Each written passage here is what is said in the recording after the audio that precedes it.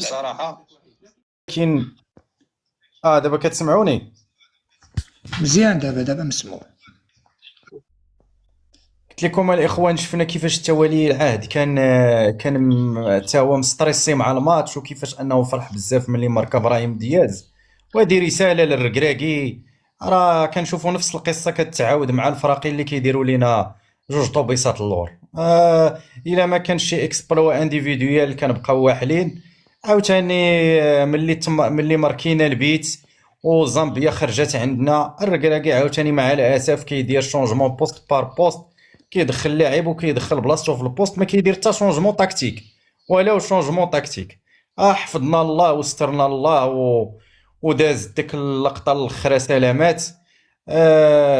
صراحه الركراكي خصو يزيد يزير، وناحي شفنا انه البلاصه ديالو كبيره في المنتخب صراحه ملي ما لعبش. كيشد الايقاع. واش غادي نقول لكم الاخوان، نتمنوا انه نتلاقاو. كنفضل الكاميرون ان شاء الله، على كان الكاميرون يكون ماتش مفتوح. هذاك النمس ديال المدرب ديال جنوب افريقيا حتى هو كيعرف لينا مزيان. نتمنى تكون الكاميرون. والركراكي كنتمنى يراجع الاوراق ديالو، راه نفس القصه كتبدا تعاود لينا مع الفريقين اللي كيرجعوا للور. دائما نفس القصه، كان غادي يقدر يدينا كاع البيلانتيات هذا الركراكي هذا والله العظيم. ولكن الحمد لله دازت سلامات، والكاس يبقى في المغرب باش ما عطى الله ضروري. شكرا اخويا زاك على الكلمه. الله يحفظك خويا. ترى خويا السلام عليكم. سيمو تفضل. بلاتي مستر باور الله طلعتي. سيمو تفضل اخويا السيمو. السلام عليكم خويا. وعليكم السلام خويا الزاك، وعليكم السلام الاخوان جميعا. المهم اخويا الزاك، اللي بغيت نقول لك اخويا، واللي تقريبا المغاربه كاملين مساقين معاه 100% تقريبا، من طنجة القويره الركراكي ما مدرب ما والو. حنايا دابا عارفين كاملين تقريبا ما مدرب ما والو، تكتيكيا اي حاجه والو. مدرب زرق، مدرب ما عندوش كاع افكار، مدرب على داك سميتو جا من عند الله، جا زهراوي في هذاك المونديال بقى معانا لحد الان. اول حاجه انا اللي سنظن شنو هي اللي داك سميتو اللي بدا الماتش كامل في الديبار ديالو. دابا لاحظت يا خويا الزاك في الاول، في اول 5 دقائق ولا 8 دقائق ولا 10 دقائق الاولى، ملي كان المغرب ضاغط وباغي يدير هذاك اللعب اللي درناه في الماتش الاخراني اللي لعبنا تقريبا ضد زامبيا، اشنو وقع علينا؟ دابا الاشكال فين عندنا حنايا؟ الاشكال فين عندنا في اللاكس ديالنا، عندنا في ماسينا واكرد. شتي في هذيك اللقطه ملي طلعوا كاملين المغاربه اشنو وقع علينا؟ تضربنا في الظهر، هي في الزقلونه، هي ملي بقى هذاك بوحدو في البوطو. اشنو دار خالك الركراكي؟ قال لك خالك الركراكي شنو قال لك خاصنا اننا ملي وقعت لينا هذه القضيه حتى واحد فيهم غادي هذيك سميتو مزراوي خليه اللور ما نطلعوش، وهذوك الربعه وديك سميتو ونرجعوا لعادتنا القديمه، لعبوا ب4-1 هي اللي لعبنا بها تقريبا الماتش كامل. تيبان لك الكعبي غير محطوط لقدام، وتيبانوا كاع الدراري راجعين اللور وتيتسناو، لان في الاول شنو وقع علينا؟ تضربنا في الظهر، ما عندناش اصاحبي اللاكس. ماسينا واكراد الزرقيين اصاحبي. اكرد اللي جاتو الكره خاصو ضروري تيضرب هذيك الديميتور عاد يقدر يباسي الماسينا، وقليل فين تيباسي ليه لانه ما تيثيقش فيه. وديك سميتو الدراري كانوا تيقولوا حكيمي دار ماتش ديك سميتو واعر اليوم. حكيمي زرق اليوم. عرفتي علاش تزاك؟ شي لولا الانانيه ديالنا، واننا ديما تنقولوا لا هذاك اللاعب كبير هو اللي خاصو يكون.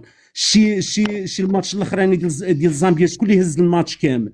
هو الشيبي من هذيك الجهه.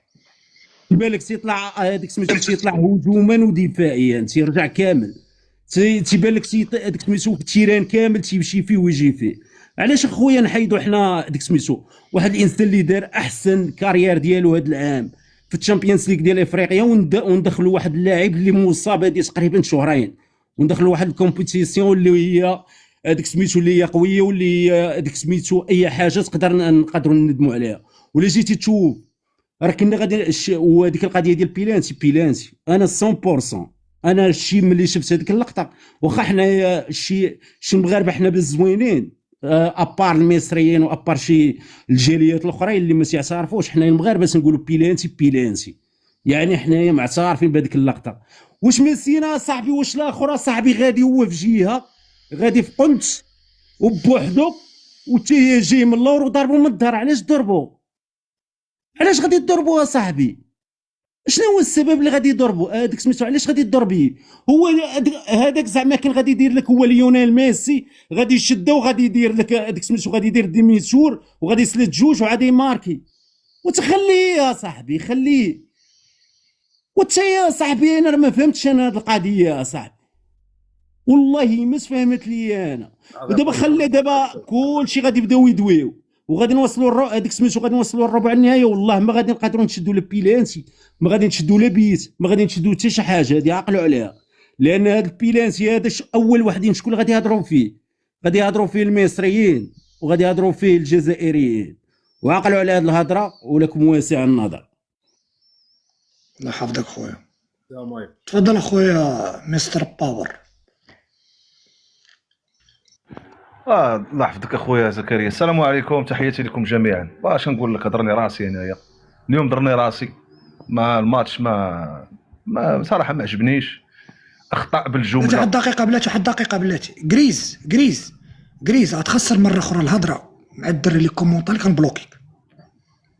غنبلوكيك فهمتيني؟ ما تخسرش الهضره. كمل اخويا مستر باور. المهم اخطاء بالجمله. دابا المشكل، دابا انا ما مدرب ما والو.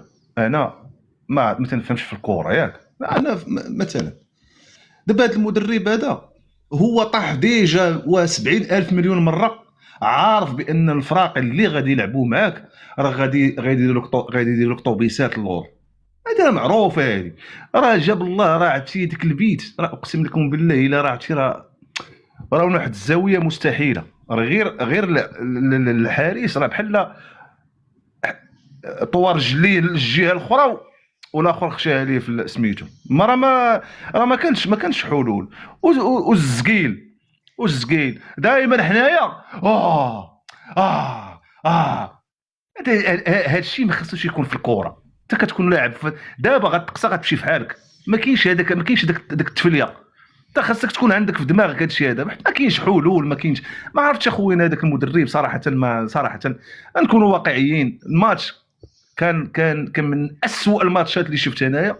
انا ما عجبنيش الماتش، ما عجبنيش هذوك هذه التشكيله اللي دخل بها وهذاك التخربيق اللي تيدير. ما عرفتش فين باغي يدينا. ما عرفتش اخويا.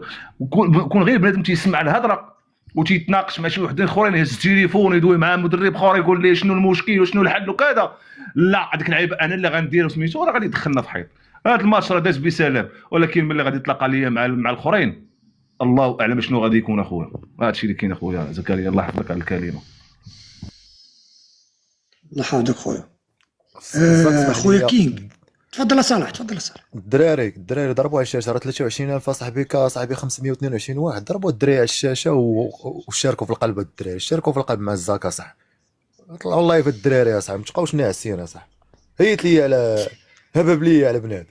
لا صافي حيد غير بنادم يقول كذا بدا ضحكان بسطام. صلاح غيبدا يقولوا فيها. كاين عندنا شي وحدين غيبدا يقول فيها هذا بغا يدير الفلوس من تيك توك. هذا لا اللهم خلي خويا خلينا نحنا خويا لا تطلع تكبات يطلع. الضرب على الشاشه ما فيها حتى حاجه. الضرب على الشاشه لا. كاين شي وحده تقول لك يصور من الفلوس. كاين شي وحده تقول لك صور من خليه هو تصور كاع. هو تصور الفلوس كاع. تصور الفلوس اش فيها؟ عاود صور شي حاجه الله يسهل عليها. ويلي تتايا مالنا حنا الا كاع صورتي فيها اش فيها؟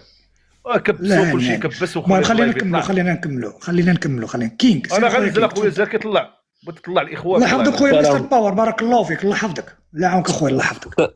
السلام عليكم الاخوان. الله يحفظك. كي داير اخو زاك؟ كي داير الاخوان؟ الله يحفظك. المهم ربحنا الماتش في اخر المطاف في النتيجه. المهم ربحنا الماتش. الاسلوب اللي كاين فيه النقاش هو ربحنا الماتش ماشي بتكتيك المدرب، باجتهاد ديال الرواق الايمن من بينه اشرف حكيمي في الشوط فسميتو وهذاك ابراهيم دياز هو باش ربحنا الماتش. ف ارتكب واحد الخطا فادح. هذا سؤال علاش بدل. نحطك خويا. سؤال باش تبين لكم التكتيك ديال المدرب خرواني، معذره على المصطلح. فالتبديل ديال بدل جاب سميتو راس حربه داك النصيري وبن صغير ورابح بواحد الصفر. ما يمكنش انت تبدل هذاك التبديل وانت رابح بواحد الصفر، ممكن تبدل هذاك التبديل وانت رابح 3-0 ولا 2-0. فضعف تكتيكي للماتش. ولا جابوا التعادل وهذيك ضربه جزاء اللي باينه، الا جابوها واش فكها ما فكلتها غادي نخسروا الماتش.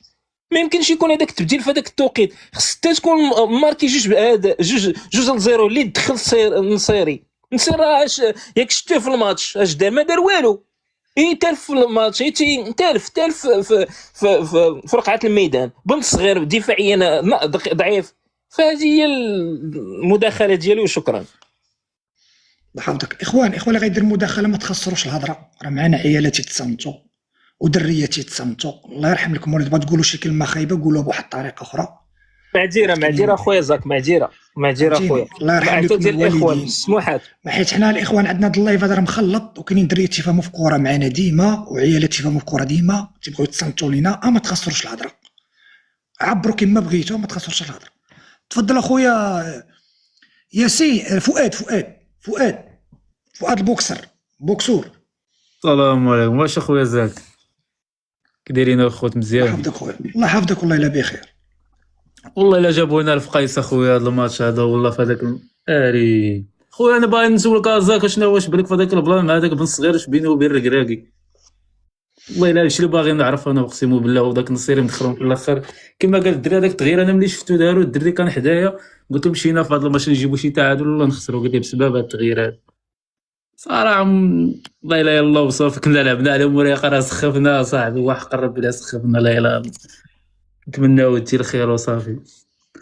راك تما زاك هادشي اللي كاين اخويا. سير على الله. الله يحفظك خويا. ماشي المشكل في بن الصغير ولا النصيري، المشكل في التغييرات اخويا زاك في ديك الوقت راه ماشي هما دوك. ماشي التغييرات التغييرات هما اخر حاجه نهضروا عليها. المشكل في المنظومه. ما كاين لا منظومه لا والو. كل واحد بعدا بسبب الشوط الاول ضيعتي 45 دقيقه على الشوط الاول. ما كاين والو. التغييرات راهم من الاخرين. التغييرات راه جاو تا 70. الشوط الاول اش كنت دير 45 دقيقه اش كنت دير؟ والتغييرات اخويا زاك راه كيداروا بشي قراءه ديال الماتش. ماشي انت كما قال الدري رابح بواحد زيرو مدخل النصيري كيجري بحال الجمل في التيران. ما يمكنش تدخل النصيري في هذاك التوقيت، ما يمكنش، مستحيل. قراءه ديال التقنيه. سد المايك كينغ هضرتي. سد المايك.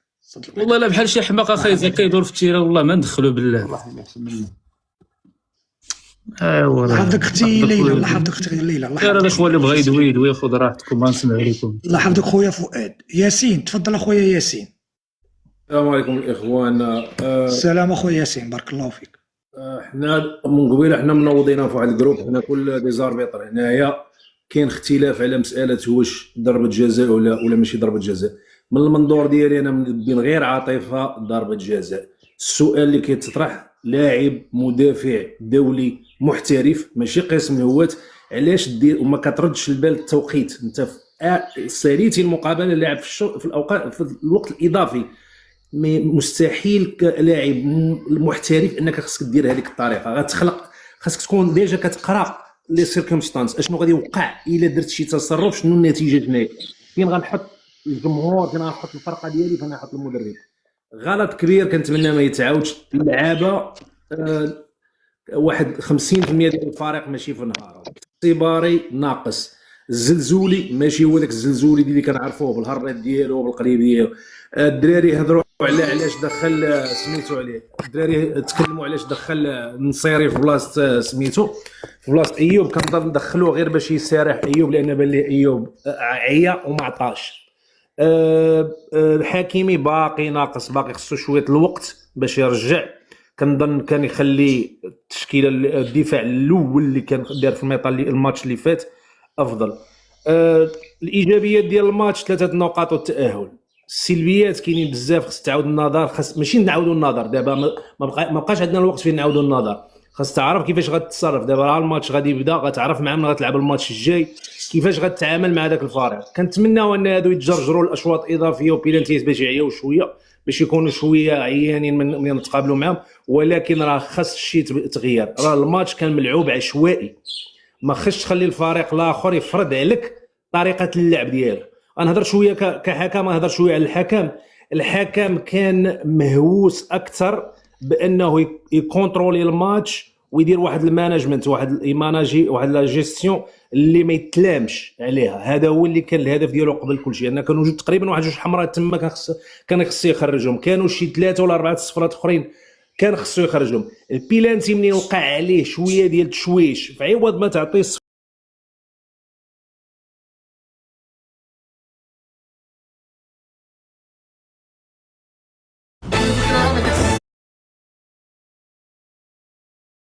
خليتي الشك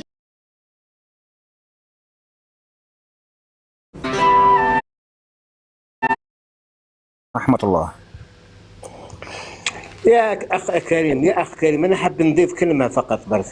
علاش المغاربه نحن نتكلم في كره قدم، علاش يزعفوا؟ احنا هذه ضربه جزاء واضحه بوضوح الشمس، ضربه جزاء لتنزانيا واضحه.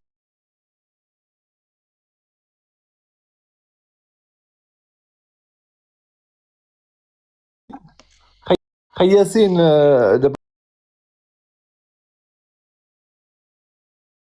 برضو حتى وليد الركراك والحكم عمل نفس الطريقه، تجاهل الفار وتجاهل كل حاجه. حلو. ففي الشوط الثاني حصل نفس الطريقه بس مع تنزانيا. ايش يا اخ كريم، اخ كريم، لما باقي دقيقتين الوقت ويصفر الحكم وتنزع حق تنزانيا بضربة جزاء والعالم كامل يشوف في هذه المهزلة الكروية، والله يا اخويا حرام. انا اخويا كأس افريقيا هذه اعطوها للمغرب، اعطوها للمغرب، ما نلعب احنا، ما نلعب احنا الجزائريين، خلاص ما نلعب، اعطوها للمغرب يا اخي. يا صديقي؟ امين صديقي مفيش حاجه اسمها اعطونا للمغرب، في منتخبات تانية كبيره موجوده. علاش ما بغيتيش تلعب؟ سمحوا لي عافاك، علاش ما بغيتوش تلعب انت مع ما بغيتوش تلعبوا نتوما؟ واحده بس، هي واحده نسيطر بس على البث، كل واحد ياخد دوره، عشان كده احنا ايه يعني بنخرج بره الموضوع. تنزانيا يا استاذ امير، استاذه اللي فوق، هي كل واحد ليه دوره لو سمحت. لا تنزانيا هذه فازت عليها الجزائر 7-0. تنزانيا هذه دي برضك يا استاذنا الفاضل، دي مالهاش علاقه بالمباراه بتاعت النهارده. ان شاء الله مصر فازت على تنزانيا 20-0، مالهاش علاقه برضه. اكيد. لكن اليوم شفنا مهزله كرويه حقيقه، مهزله كرويه. حلو. بكل صراحه ندي فرصه للاستاذه طب يا استاذ، ندي فرصه للاستاذه اللي فوق ترد برضك بالاحترام وتتكلم برضك، يعني ما تتكلمش مغربي بحت عشان اقدر افهم هي بتقول ايه. اتفضلي يا استاذ. اوكي، ردي علي ان استطعت. اي مغربي يرد علي. شوف، انا مغربيه حتى النخاع، مغربيه حتى النخاع. ما انت اكيد مغربيه. مغربيه حتى النخاع. كتقول لي انت يا راه عطوها للمغرب. المغاربه رجال فوق الملعب، رجال. سمعتيني؟ الحمد لله الحمد لله. طب صلوا على النبي وقولوا عليه الصلاه والسلام. احنا حلو قوي الجست كده، عشان كده احنا دخلنا بره الكوره خالص. السلام عليكم يا اخ كريم، كنحييك والله كلكم فوق دماغي اذا كان مغربي او جزائري، بس احنا نلغي الجست خالص عشان الفتنه ما تقومش اكتر من كده، عشان كده احنا بنخرج بره الكوره. شوف انا كنحب المغرب عربي كامل، كله اخوه احنا، غير الانسان الكره راه ماشي. كلنا اخوه مسلمين ونفس الديانه ونفس. نتكلم في كره قدم، ما عندنا السياسه، نحن نتكلم في كره قدم فقط. لا صح غير في الكره، كلنا اخوه. اسمعوني صلوا على النبي وقولوا عليه الصلاه والسلام. مش انتوا مسلمين؟ الصلاه والسلام. والسلام عليكم. ماتش وعدى وخلينا في اللي جاي. تمام. اقسم بالله كريم استاذنا الفاضل عشان كتر، بس انا هدي فرصه للاستاذ اللي تحت عشان ما اتكلمش خالص، وهنهي الجست خالص، لان احنا كده ايه بنخش في سكه ثانيه، وانا مش عايز السكه الثانيه دي. اتفضل يا استاذ. اللي قال لك ضربه الجزاء، احسنتم ما عندكم الجزاء الجزائري المره الفايته، اعطاها لكم الحاكم. شكرا. استاذ مغربي، استاذ مغربي. ما عندكم ضربه الجزاء. المغربيه خلاص يا استاذ مغربي. جماعه ندي فرصه للراجل اللي تحت عشان ننهي الجست. كريم ما تعرفش بارو مغربيه هذيك استاذنا الفاضل، استاذ محمد. طب انتوا كده مش كريم، محترمين. اتفضل يا كريم استاذ. كريم انا ساخرجكم من كل هذه المتاهات بالنسبه من الجانب الجزائري او من الجانب المغربي. انا ساتكلم عن المقابله عن الكره واقولها تمام. يعني بكل كرياضي. انا انسان في سن 60، يعني ربما انا اكون ربنا يديك الصحه. اكثر سنا منكم كلكم. شوف بكل بساطه اي واحد يتفرج الكره راح يستغرب كيف المغرب تتفوق، تستحوذ على الكره 90 او 100% ولم تسجل اهداف. بطبيعه الحال اي فريق ضعيف ياتي يلعب امام فريق عملاق راح يعامل بنفس هذه الطريقه.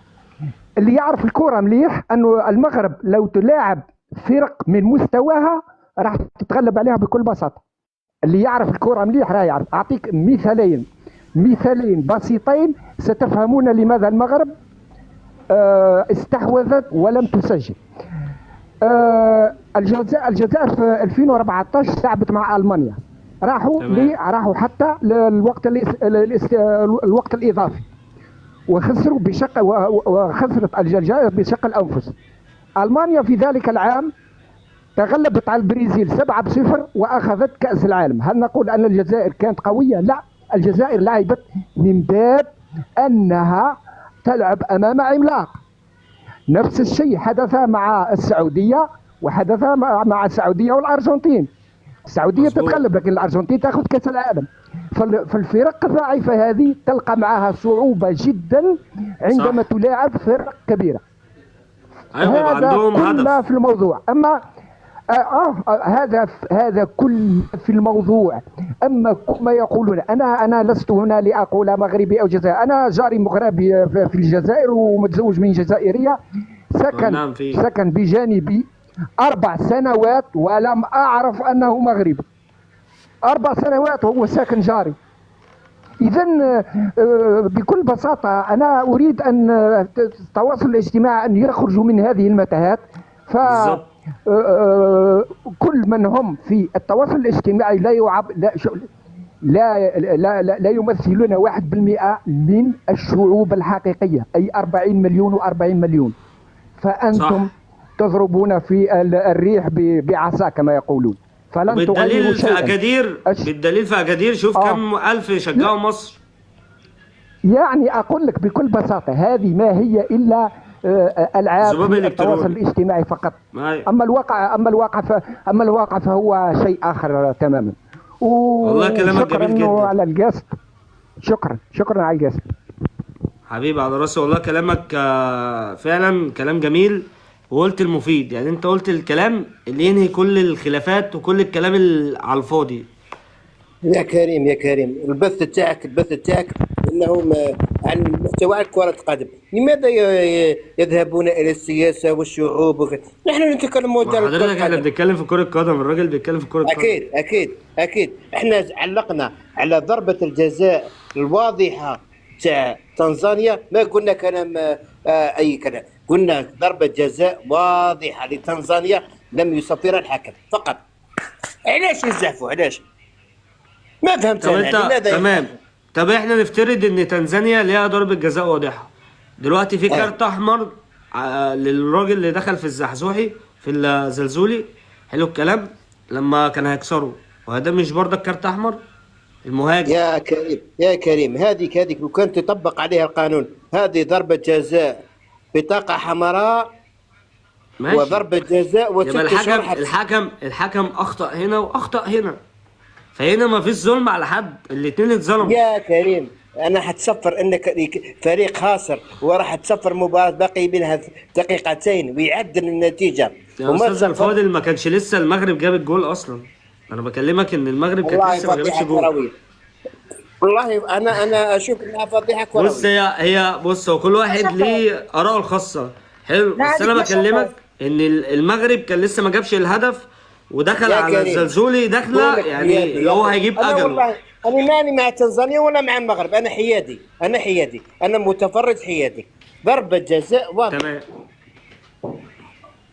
راح يتكلم عليها الاعلام وراح يتكلم عليها BBC وراح يتكلم بها الجزيره وراح يتكلم بها وراح حلو. هنا بقى هيبقى في ايه؟ هيبقى في محلل تحكيمي، ده واحد فاهم في كل قوانين التحكيم، فهيرد عليك ساعتها. اما احنا اكيد هنا احنا اكيد بنتكلم ككوره من المشهد اللي احنا شفناه، فاهمني؟ راح يشوفوا، راح تسرى فضيحه كرويه لم تسرى في اي قاره افريقيه الا في المغرب. لا يا استاذنا معلش، هو الفضيحه الكرويه دي تحكيميا على مدار سنين افريقيا، على ابطال افريقيا، على اي حاجه تخص افريقيا موجوده. يعني المغرب ملهاش صله في الحوار، هي دي كده موجوده. انت راح يصفر الحكم، راح يصفر، واللاعب راح يخرج مع الحارس، هو طبعوا من اللور بيده، طاح اللاعب هذيك ضربه جزاء. لا هو لمسه، مش طاح اللاعب. في فرق من هو داخل فيه بخشونه، في فرق لما يحط ايده عليه. كريم اتفضلي يا استاذه ريحانه. ليش ما باركوا لنا مبروك وشالوا عليهم هذا الكلام كله وهذه الفتنه وهذا الحقد وهذا الحسد؟ ليش الحسد في قلبهم؟ ليش ما قال مبروك؟ ليش هذا الاخ هذا تنزانيا جارتك، تنزانيا عربيه جارتك يا جزائري بنتي انت على الاقل قول مبروك. ما قلتيها. ريحانه ممكن تسمع الاستاذ كريم اللي تحت؟ معلش ريحانه اسمعيني بنتي، اسمعيني. انت تتكلمي في اشياء لن تحدث. هذا هو شعور الدربيات، هذه هي شعور كرة القدم. ريحانه في دمكم. لا ريحانه اسمع الاستاذ راجل كبير، اسمعيني بنتي، اسمعيني. انت تتكلمي في اشياء لن تحدث ابدا. هذه هي طبيعه كرة القدم، وهذه هي.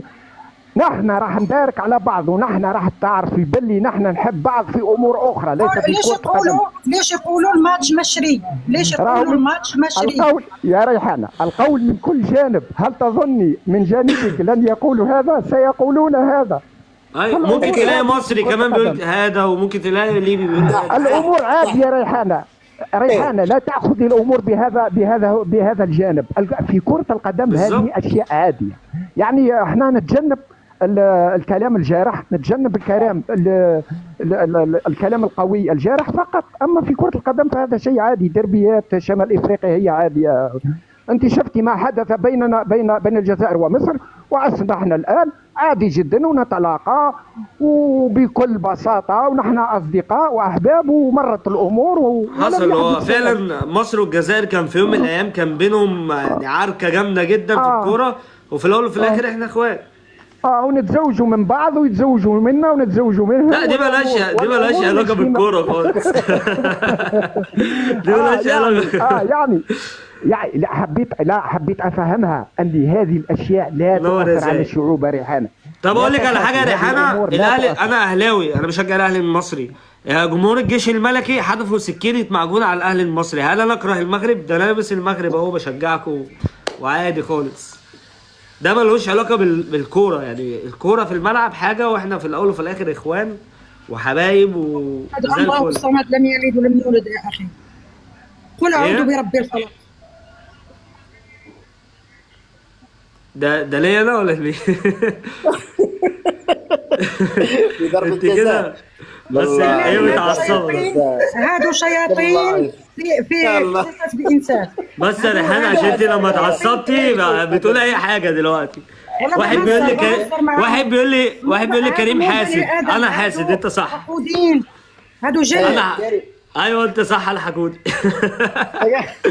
واحد كاتب لي كريم حاسد. ايوه بمزح. الحقود اللي يتكلم، حقود يتكلم. ما فيها عاطفه في كرة القدم، فيها حق. في دمك ضربة جزاء واضحة. طب انا عايز اسالك سؤال، الحق اللي يمشي ولا الباطل اللي يمشي؟ الحق اللي يمشي. طب ما تمشي يا امير وتريح. حق اللي يمشي. حق يا كريم اتفضل. انت تعرف هو ما فهمش السالفه بس يلا. اني صريح، تعرفني انا بالنية ما ممكن نتكلم انا؟ ممكن اللي كيقول ضربه جزاء واضحه، ضربه جزاء واضحه، هذاك من منظور كنت انها واضحه، انت بغيتي تشوفها واضحه. احنا كنا شفنا انه لمس طبيعي، ووقعت في مباراه المغرب مع مالي، وقعت يعني المنتخب ديالنا قالوا ابعت لي. طب يا اسكندر ابعت لي جيست اطلعك ازاي. ما خديناش ضربه جزاء، وما احنا ما درناش هاد البلبله. عادي كرده وصافي. ملي كيصفر الحق. طب انا عايز اسالكم سؤال، هو الجزائر فازت او مصر فازت او المغرب فازت، انتم ما كانش واضحه وكانت مهديه لكم، ما قلتوش هذا الكلام. طب ممكن اسالكم سؤال ليكم كلكم؟ اسمحوا لي، ماشي كنقلل منكم، فيه لاعب واحد هو اللي شفناه محرز فقط، يعني انتم كتطلعوا واحد الان بالحظ. طب ممكن اسالكم سؤال؟ اسالكم سؤال بسرعه. صلوا على النبي وعليه الصلاه والسلام. اسالكم سؤال، هو انتم مش عايزين يعني انتوا ليه مش متمنيين ان مثلا النص النهائي يكون عربي؟ يعني انا واحد من الناس زعلان ان تونس طلعت، عشان انا كنت عايز الرباعي ده يبقى في النص النهائي. انا اقول لك مش متمني، امنيتي هي وسجلها امنيتي نتلاقاو مع المغرب ونربحهم ونديو الكاس من المغرب. هذه وليه ما تتلاقاش مع مصر مثلا؟ يعني لا ان شاء الله مصر نتلاقاو مع مصر ان شاء الله نتلاقاو مع المغرب. يعني كاس العالم للشباب اخذناه كمان بضربه جزاء واخذناه بالرشوه زي ما تقول. انتوا عارفين المشكله في ايه؟ انا نفسي تقابلوا بعض عشان نخلص من الحوار ده خالص. ما تكلمتوا صح. هذه تكهنات امنياتك واخذنا كاس العالم للعرب. اتفضل. طب ادوا فرصه لاسكندر يتكلم. طيب كاس العالم للشباب ادوا كاس العالم للشباب ايه؟ الاستثمار الوحيد ادي فرصه لاسكندر يتكلم. في تطوير الكره المغربيه، ماشي انه بالرشوه، واضح تطور الكره المغربيه في طريقه اللعب اللي كيشهدوا بها اللاعبين الكبار. ماشي انت لمجرد ادي فرصه نص رايك مليان بالدغينه.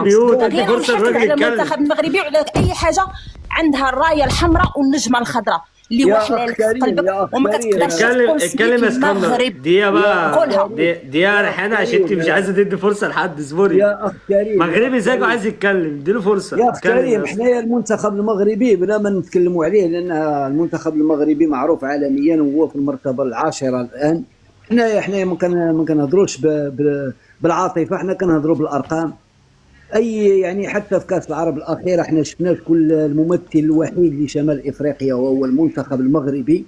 وبالنسبه كنتمنى انا من كل قلبي انني نتلاقى مع المنتخب المصري في النهائي، لان ما كنشوفوا المنتخبات العربيه الاخرى ضعيفه جدا، ما عندهمش المستوى نهائيا غير المنتخب المصري والمنتخب المغربي.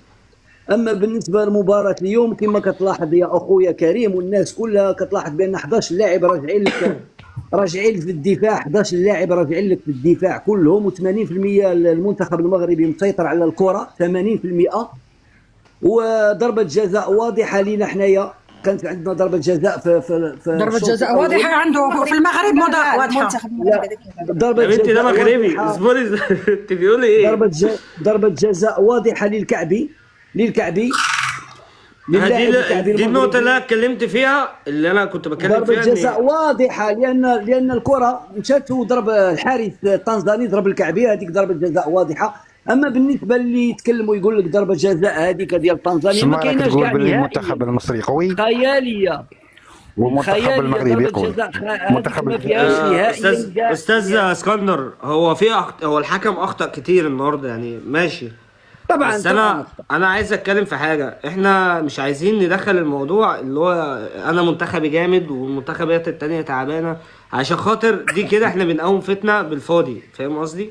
لا احنا دابا غادي نعرفوا المنتخب الجزائري. المنتخب الجزائري منتخب كبير، ومنتخب المغرب منتخب كبير. غدا ان شاء الله اول امتحان ليه غدا ان شاء الله، اول امتحان للمنتخب الجزائري غدا. اسمع المنتخب الجزائري غادي يخرجوا الحكام.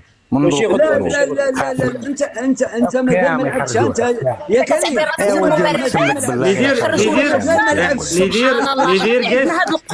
ندير الجست يا جماعه. طب كله يسمع عشان هنزل ريحانه، هنزلك كده. اديني فرصه اتكلم. جماعه بعد اذنكم ما تتكلموش مع بعض، كل واحد ياخد دور. قولوا اللي انتوا نفسكم فيه، بس كل واحد ليه دور لو سمحتم. احنا من دروكنا خارجين الحكام. الراجل الاسكندر كان بيتكلم وهو ساكت لوحده. كريم البث للمغرب اليوم مباراة المغرب. اسمعي انا بطلع كله البث للناس كلها، مش للمغرب بس، لمصر والمغرب لكله. لا للمكروهين اللي كرهوا المغرب. لا اسمعي بس، كلنا اخوان وكل واحد ليه رايه، وكل واحد يتكلم باحترام. ما نديرش فتنه، باحترام ما نديرش فتنه. عشان يا استاذنا لو سمحت انا بتكلم. حنا نكرهوا المغاربه، علاه حنا نكرهوا المغاربه؟ مالك تقولي بلي تكرهوا المغاربه؟ طب يا استاذ انت كده هتغلطوا في بعض وانا أنا موجود، هضرب- هقوم منزل أنا كله هضرب بينارتي. وهسيب اخر واحد اللي طالع. لو سمحتوا ما تحترموني اشيلكوا فوق دماغي، مش تحترموني هنزل كله، محدش يزعل. انا هنا بنتكلم كوره، فتنه والكلام ده مش بتاعتنا، تمام؟ كلام للجميع، اللي عايز يحترم ما يحترم أوكي، الجميع، اللي يحترم هيحترم نفسه ويحترم الغير على دماغنا من فوق. غير كده مفيش منها، لسه منزل واحد من شويه. كلامك اتفضل صحيح، يا- كلامك صحيح اخويا كريم، كلامك صحيح بالظبط، عشان ما يجيش واحد ملوش لازمه يقول لي ده واحد مصري فاتح عشان يدير فتنه والكلام ده. اخويا كريم، احنا هذه رياضه، هذه رياضه، هذه رياضه واحنا اخوان. هذه رياضه واحنا روح بالظبط. رياضيه، واحنا كما كتشوف بان وفي الاول وفي الاخر مش هنزلكم غير لما تكونوا صافيين وكويسين وبتحبوا بعض. يا اخي كريم، علاش المنتخب الجزائري يتكلم على المؤامره؟ علاش المنتخب الجزائري الوحيد الذي يتكلم على المؤامره المغربي اسمع لي، وحنا كما كنشاهدوا اسمع المغربي. هنا بقى استاذ اسكندر يا محمد، اصبر الراجل بيتكلم. بعد ما اسمع منه ورد عليه. اسمع مني ورد عليا. علاش المنتخب الوحيد اللي يتكلم على المؤامره وعلى التحكيم، ورغم ان المنتخب اسكندر ممكن تسمع استاذ كريم برضه راجل كبير ونسمع منه. عندك اسكندر، عندك ان ديكلاراسيون اوفيسيال، سمي لي بالعربيه كيف يقولوا باش يفهم كريم. عندك تصريح رسمي من جانب اللاعبين الجزائريين او الطاقم الفني الجزائري تكلم ان هناك رشوه. عندك؟ جاوبني اسكندر. انتم من جيتوا المغرب يا اسكندر انا محايد. اسكندر الحاج كريم محايد، مش بيتكلم تبع اسكندر. انا محايد. اسكندر لا تكلمني كلام شعبوي. انجوك اخي، استنى يا اخويا كريم، استنى يا اخي كريم. احنا لاحظنا ان المنتخب المصري والمنتخب التونسي يتصرف بطبيعته، يذهب انت لم تجبني، يذهب الى المساجد، يتصرف كانه في بلده، انت لم تجبني بالناس وهذا، الا المنتخب الجزائري الذي يتصرف بكل اسكندر. ممكن انت بتسمع من الراجل لو سمحت؟ لانك لحد الان لن تجيبني. نحن نتكلم رسميات. هل هناك احتجاج رسمي من طرف الفريق الجزائري ان هناك رشوه او هناك احتيال في التحكيم او في التنظيم او في اي لا شيء؟ ما فيش. اي خلاص، انت تكلم شعبوي. انا كنرد.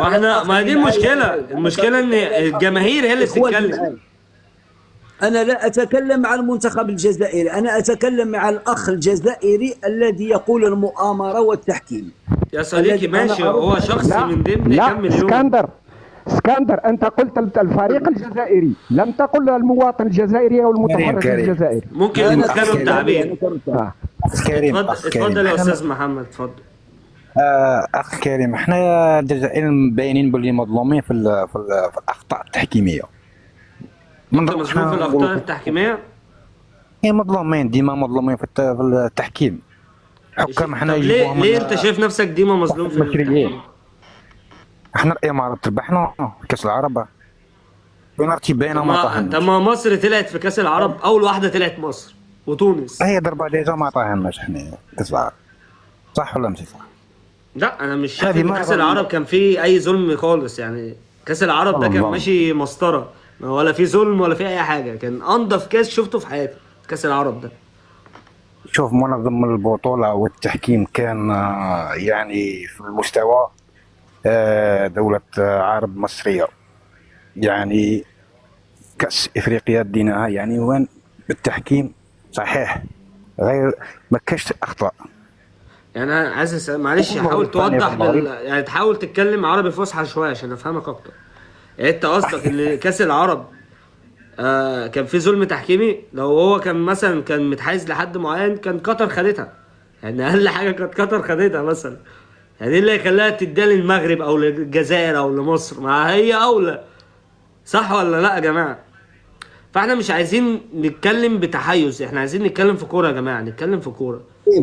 كريم بكل يعني جوه المستطيل الاخضر الكلام بره المستطيل الاخضر احنا كده مش بنتكلم كوره. عارف انت ما قلتليش مثلا ان تنزانيا كان دفاعي او المغرب مثلا كان تحضير بطيء او مش عارف ايه، لا انت ما كلمتنيش كده. انت كل كلامك ضربه جزاء مش صحيحه، ظلم تحكيمي انتوا هتاخدوها، والناحيه الثانيه نفس الكلام. يعني يا كريم لا احنا عايزين نتكلم في الكوره، حل الكوره. انت تلعب مع جمهور ومستضيف يا كريم، انت تلعب مع جمهور كبير وملعب ديالهم وكلش ليهم وكرة القدم تاعهم وكلش، لازم يجي في الدفاع ويلعب الهجومات المعاكسة. لما لعب هو هجمة معاكسة. طب اقول لك على حاجه، ممكن اسالك سؤال يا استاذ امير؟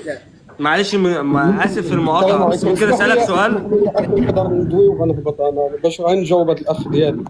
شوف دابا انت كتقول المغرب كان في كورتو في تيرانو. المغرب من 2004 وحنا كنلعبوا احسن كره في كاس افريقيا، ما كنديروا والو. حنا المهم ديالنا هو اننا تاهلنا ياك. وضربه الجزاء راه كانت حتى وحده ديال الكعبي اللي ما تحتسباتش. ضربه الجزاء اللي حسب لكم الحكم في المباراه الثانيه ديال الجزائر اللي هي خيال مع مالي، انتم ما حسبكم والله ما حسبكم. مع مالي ضربه جزاء واضحه اثنين واحده نفهم.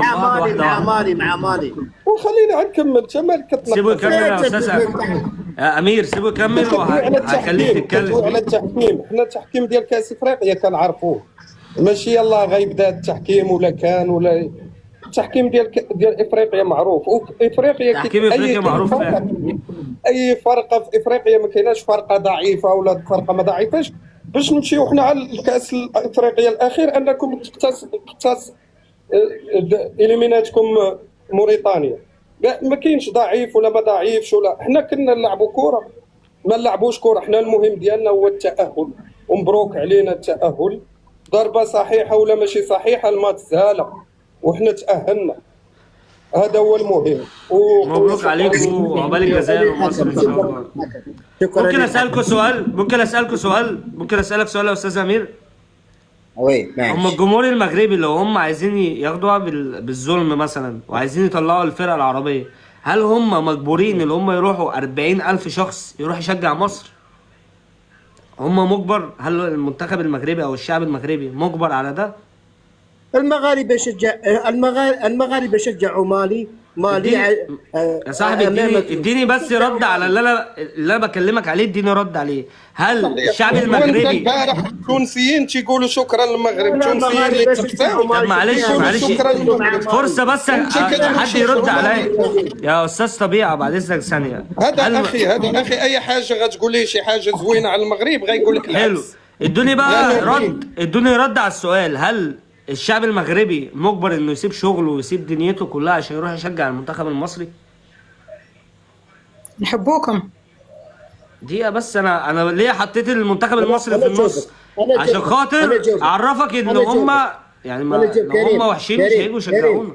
يا كريم انا جاوبك طرحت سؤال عليا، انا جاوب. لو انت في المجموعة تاع المغاربة راح تشوف الوجه الاخر للمغاربة اكيد. لا والله لا، اقول لك والله راح تشوف يا كريم، والله راح تشوف الوجه الاخر للمغاربه. ممكن ترد بس، ممكن ترد على سؤالي بعيد عن السياق، يعني ما تطلعش بعيد عن السياق. لا في كرة قدم، في كرة قدم ما راح نشوف مع مصر بدون كرة. ريحانة بعد اذنك دقيقة واحدة، انت ما ردتش على سؤالي. اعطيني دقيقة انا عايزك ترد على سؤالي عشان هجيلك بقى في ماتش تونس وماتش الجزائر. مصر نهضر معاك يا كريم. انا اقول لك انا لو انك في المجموعه مع المغرب راح تشوف الوجه الاخر للمغاربه. هو احنا دلوقتي احنا خطر عليهم، احنا بالنسبه لهم احنا خطر عليهم، لان مصر بالنسبه لهم طلعت الدور عدت الدور 16. مصر معروفه بتطلع تاخد البطوله على طول. البعبع احنا البعبع بتاع افريقيا، فاحنا الخطر عليهم اكتر منكم. كريم البعبع اللي يخوف المغاربه هم الجزائريين، خاطر راح نتلاقاو معاهم. لا بص هنا احنا خرجنا بره السجل. اسمع الله يشافيك يا جزائري، الله يشافيك ويعافيك. الجزائر اصلا قصت مع احترامي لكم جميعا، المنتخب المصري تكرمتوا كلكم فوق دماغي كده. احنا هنغلط في بعض، لا معلش انا اسف لكم جميعا كلكم. جزامكم فوق دماغي. انا اسف، انا اسف جدا، بلاش جست خالص، انا اسف لكم جدا. هو دخل بره الكوره، ما ردش على سؤالي وطلع بره الكوره، فكده حلو قوي. انا بالنسبه لي هنغلط في بعض، لا بلاش منها خالص. يا نهار اسود، ده احنا هنوصل نغلط في بعض، ده يقول له يا جزائري والتاني يقول له يا مغربي. يا جدعان احنا بنخيب ولا ايه؟ خلاص انتوا كلكم فوق دماغي، بس بلاش منها خالص. ده احسن احنا كده ده احنا سيبنا ايه لاسرائيل صحيح. سيبنا لهم ايه؟ الله يخرب بيت كده. بقول لكم يا جدعان، انا من رايي الفرق العربيه كلها تخسر ونخلص من القصه دي. ده موضوع صعب قوي، ده يقول له يا مغربي والتاني يقول له يا جزائري وهيشتموا بعض. لا يا جدعان، عيب. انا عمال بقالي ساعه سايبكم بتتكلموا، حرام بجد اللي بيحصل ده. مبروك لمنتخب المغرب، عقبال منتخب مصر ومنتخب الجزائر، وربنا يهديكم، عشان بجد يعني انا اتحطيت في موقف مش حلو. ده هيشتموا وده يشتموا، وانا قاعد في وسطهم على الله ان شاء الله، مش فاهم حاجه. محدش يزعل مني، انا نزلت الكل عشان اكون منصف، ما اكونش متحيز لحد. شدني انا اشدك انت، ايه اقعدي ساكته. يا جماعه دي في الاول وفي الاخر دي كوره، عشان بس الكلام الناس تفهمه. دي في الاول وفي الاخر دي كوره قدم. منتخب المغربي يكسب مبروك ليه، منتخب الجزائر يكسب مبروك ليه، منتخب مصر يكسب مبروك ليه. ولا منتخب المغرب لو كسب هياخد من منتخب الجزائر حاجه، ولا منتخب الجزائر لو كسب هياخد من المغرب حاجه، ولا مصر لو كسبت هتاخد من الاتنين حاجه. كده دايره وبتلف وبتدور وكله بيكسب. اهم حاجه ان هي تكون صافيه وسالكه، دي اهم حاجه. الناس لسه تتابع الجست تاني يا جدعان، والله العظيم الجست ده يعمل مشاكل.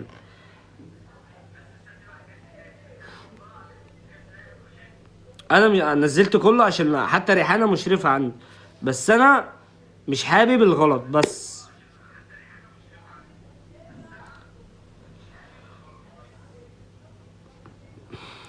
انتوا مصممين؟ طب صلي على النبي، قول عليه الصلاه والسلام. لو طلعت جست هطلع اتنين، واحد مغربي وواحد جزائري، بالادب. حد غلط ما تزعلوش مني، امين. هطلع اتنين، واحد جزائري وواحد مغربي. رد في الكوره في المستطيل الاخضر، هنتكلم كوره. غلط في بعض لا. تعالى يا استاذ سليم صح؟ تعالى طلع حد تاني. السلام عليكم. عليكم السلام ورحمة الله وبركاته. ازيك يا استاذنا؟ والله كيفك، اخبارك؟ علومك كريم؟ الحمد لله. كريم انا بدي نقول لك شيء وما راح ادخل في الكوره، يعني ما الف مبروك على اللي فاز. الله يبارك فيك. مغربي، جزائري، موريتاني، تونسي، الف مبروك للي فاز. بس نصيحه، يعني نصيحه بس. اتفضل. والله لو طلع جزائري ومغربي في القسط ما راح يتفهم، مثل المي والزيت. ماء وزيت. عارف ليه يتفهموا؟ لم يا اخي المشكله في البثوث كلياتها يجيبوا الجزائر. لازم لو تلعب مالي والسنغال لازم تدخل المغرب والجزائر في الموضوع. ليش؟ هو عامة البث ده معمول النهارده، معمول للمغاربه عامة. فواحد جزائري قال لي عايز اطلع، اقول له اوكي. لو انا ما طلعتوش يبقى انا مش. يا حبيبي لا تطلع الجزائريين يا حبيبي. انا كجزائري انا بحكي على نفسي جزائري، ما تصحت كلامك مظبوط. خلي الاطار يبقى في مصر، خلي يبقى في المغرب. والف مبروك لو فازت المغرب او مصر، الف مبروك للي فاز. الله يبارك فيك. المغرب بس اللي فاز. المشكله ليش يعني دائما لو تلعب موزمبيق وزامبيا معرب بعدين لازم تدخل في اي بث، يعني لازم تدخل الجزائر والمغرب. ليش؟ وانا بعرف الاجابه، واي واحد هون في البث يعرف الاجابه على نسبه المشاهدات والجمهور ويطلع البث. وانا بلادي بعرف انه المغربي يقول تحيا المغرب، وبعرف انه الجزائري يقول تحيا الجزائر، وبعرف انه التونسي يقول تحيا تونس، وما راح يتفاهموا حبيبي. لا يا اخي انا بالنسبه لعبة لي المغرب وفازت على راسي، المغرب على راسي، والف مبروك للمغرب. بس الله يبارك فيك. انا بالنسبه لي انا ما عنديش اي مشكله، المشكله من عند الناس مش من عندي انا. لا بس دائما لازم تدخل الجزائر في الموضوع، لازم دائما تدخل المغرب في الموضوع. حضرتك اسالك سؤال، احنا دلوقتي فاتحين الماتش على منتخب المغرب، هل حد جاب طارق الجزائر في الموضوع؟ هل انا جبت طارق الجزائر؟ انا دخلت للبث لقيت الجزائر في الموضوع. لا، ما الجزائر هم اللي دخلوا في الموضوع مش انا اللي دخلتهم. ايه مثلا عادي الجزائري طلب جيست، قال لي انا عايز جيست. لا عادي جيست. انا مثال الاخ اللي معانا انه مغربي، ممكن ننتقد ونقول له مثلا المغرب اليوم مقدم المستوى المطلوب مثلا، بس باش نقول له انا انتقاد في الكوره، انتقاد في سياق الكوره تمام، فهمني، انتقاد في سياق الكوره تمام، ما عنديش اي مشكله. المشكله اللي هم بيطلعوا بره الكوره. بس لا عندي سؤال بس كريم، ليش لو نفوت على اي بث لازم نلقى المغرب والجزائر في اي بث في الموضوع، لازم دائما الجزائر في الموضوع. حلو. ليش؟ لا مش لازم الجزائر في الموضوع، ما هو برضك لو بصيت لها هتلاقي الناحيه الثانيه نفس لا انا جزائري حبيبي، مو تونسي، انا جزائري. جزائري يا عم، حضرتك عارف الجزائر تونسي. صلى على النبي عليه الصلاه والسلام. انا دلوقتي حد بعت لي جيست انا ما اعرفوش، حلو، طلعته على اساس ان احنا بنتفرج على منتخب المغرب وكده، طلع جزائري قال كلمتين، فطلع واحد مغربي رد عليه في سياق الكوره، الاتنين طلعوا بره الكوره، هل ده ذنب انا؟ نزل من جد إيه؟ راح تصير فتنه. طب ما انا عملت، انا لما لقيتهم بيغلطوا في بعض كان جيست كامل، لما لقيتهم بيغلطوا في بعض عملت ايه؟ نزلتهم كلهم عادي. انا اتفرجت على مباراه المغرب، قدر ننتقد مثلا ننتقد المنتخب المغربي، نقول ما قدم مباراه يعني في المستوى المطلوب، عادي في اطار كوره. يجاوبني اخ مغربي يقول لي كذا كذا، مشكله. المباريات اللي زي دي تربح ولا تكسب؟ تكسب ولا انا من اللي شفت البثوث وعم دوره في البثوث، لازم الجزائر والمغرب لازم يكونوا حاضرين في اي بث، لانه ليش؟ هم بيناقروا بعض بقى، هي دي المشكله. اي اخ يعرف الاجابه، نسبه المشاهدات وبس. لا هي الاجابه ما لهاش علاقه ولا بنسبه المشاهدات. اسمعني يا استاذنا، الاجابه ولا ليها علاقه بالمشاهدات ولا بالتيك توك اصلا، الاجابه بينكم وبين بعض، انتوا بقى تقدروا تلغوا ده، انتوا تقدروا تبقوا كويسين مع بعض بس. ده اللي انا عايز اقوله لكم. اخي كريم، اتفضل يا استاذ. نعم نعم اخي. بسبب التعليقات والهجمات يعني من طرف الجزائريين على المقابلات، لان المغرب حلو، احنا نلغي الفتنه دي ازاي بقى؟ ايوه، كان المغرب ما لعبتش اليوم مع تنزانيا، لعبت مع الجزائر وضربت جزاء ما ضربت جزاء، ويعني وتحاليل ويعني وكذا وكذا. يعني شوف اخي كريم، باش الناس ما تصدعلكش راسك، اللي عاوز يستفي يعني من ضربة الجزاء او من التحكيم، حط لهم رابط الكاف، اوكي، وهو ممكن له يعمل ايميل للكاف ويحتج. يعني ليش يحتج يعني يحتج عندنا في يعني كريم في ممكن كلمة بسيطة بعد اذنك؟ اتفضل بس من غير مقاطعة ممكن بعد اذنك؟ لو سمحت اخي محمد. ماشي، سيب الراجل يكمل واتكلم بعديه عادي. تمام حبيبي يا كريم. ثانيا اخي كريم، انا بشوف يعني الماتش يتلعب بين المغرب وتنزانيا. تنزانيا يعني يتكمل، يعني المقابلة انتهت بروح رياضيه واللاعبين تبادلوا الاقمصه وكل شيء مظبوط. بس الاخوه الجزائريين الله حسبي الله ونعم الوكيل، انا مش عارف. احنا والله عندنا الراجل الجزائري فوق بيقول لك هي الفتنه ليه معموله من الاساس. لا ما هو شوف، هو الراجل بيقول لك احنا عايزين ننهي الفتنه دي. ايوه شوف الاخ الجزائري اللي فوق يعني عنده منطاليتي يعني صوت عاقل يعني في الجزائر. ما هو بص يا صاحبي، هنا في الكومنتات في ذباب الكتروني مدسوس في النص مليون في المية موجود. فانت انت كراجل مغربي او راجل جزائري او مصري، انت عندك وعي تميز، فاهم قصدي؟ ايوه بس المشكل انا عاوز امد رساله يعني للجزائريين الذين يعني راه صرات لكم في ديك الدجاجه كتبيض والديك فيه الحريق. يعني الدجاجه بيكون عندها بيضه في يعني بتتألم من البيض، والديك بيتألم. يعني يديك الدقاقه هي تنزانيا، ويديك بيتألم اللي هو الذباب الجزائري. لا انت كده ايوه معلش، هذا مع هو احترامي يعني. ليك، مع احترامي ليك هنزلك. الراجل فوق ما غلطش غلط ولا قال اي حاجه، فانت كده انت شايفنا غلط. اتفضل يا محمد. استاذنك كريم بالمداخله. اول حاجه تاني نطلع الناس تغلط تاني. لا ممكن بس اكمل. اتفضل كريم انت اول حاجه كل احترام والتقدير ليك، انت ابن بلدي ومشرفني حبيبي. اول حاجه انت ما بتديرش فتنه. انت شايف البوست بتاع حضرتك عامل ازاي؟ انت منزل منتخب المغرب، يعني انت مش داير فتنه. تمام. انت بس عشان اكمل المعلومه عشان اللي في اللايف ما يفهم الكلام. انت كمصري فرحان ومبسوط لمنتخب المغرب اللي هو كدوله شقيقه لينا، واحنا كمصريين مبسوطين وفرحانين لمنتخب المغرب اللي هو شرفنا في بطولات كثيره، ان كان في كاس عالم، ان كان في كاس العرب، ان كان في كذا حاجه بقالهم كذا فتره، يعني 5 سنين ما شاء الله رافعين روسنا احنا الكل كعرب. وانت كمصري انت مش داير فتنه، انت فرحان لمنتخب مشرف العرب كله، لمنتخب مشرف. معلش في اختلافات بين الشعب المغربي والشعب الجزائري، انت ما حدش يزايد عليك ويقول لك انت داير فتنه. انت فرحان، انت حاطط بوست فرحان لمنتخب. احنا كتير احنا كمصريين بنحبوا المنتخب المغرب. فمعلش مع احترامي لاي واحد داخل عندك اللايف ما يجيش في كومنت ولا اي واحد يقول لك انت داير فتنه. اللي مش عاجبه اللايف او مش عاجبه الفرحه لمنتخب المغرب هو حر ما يحضرش.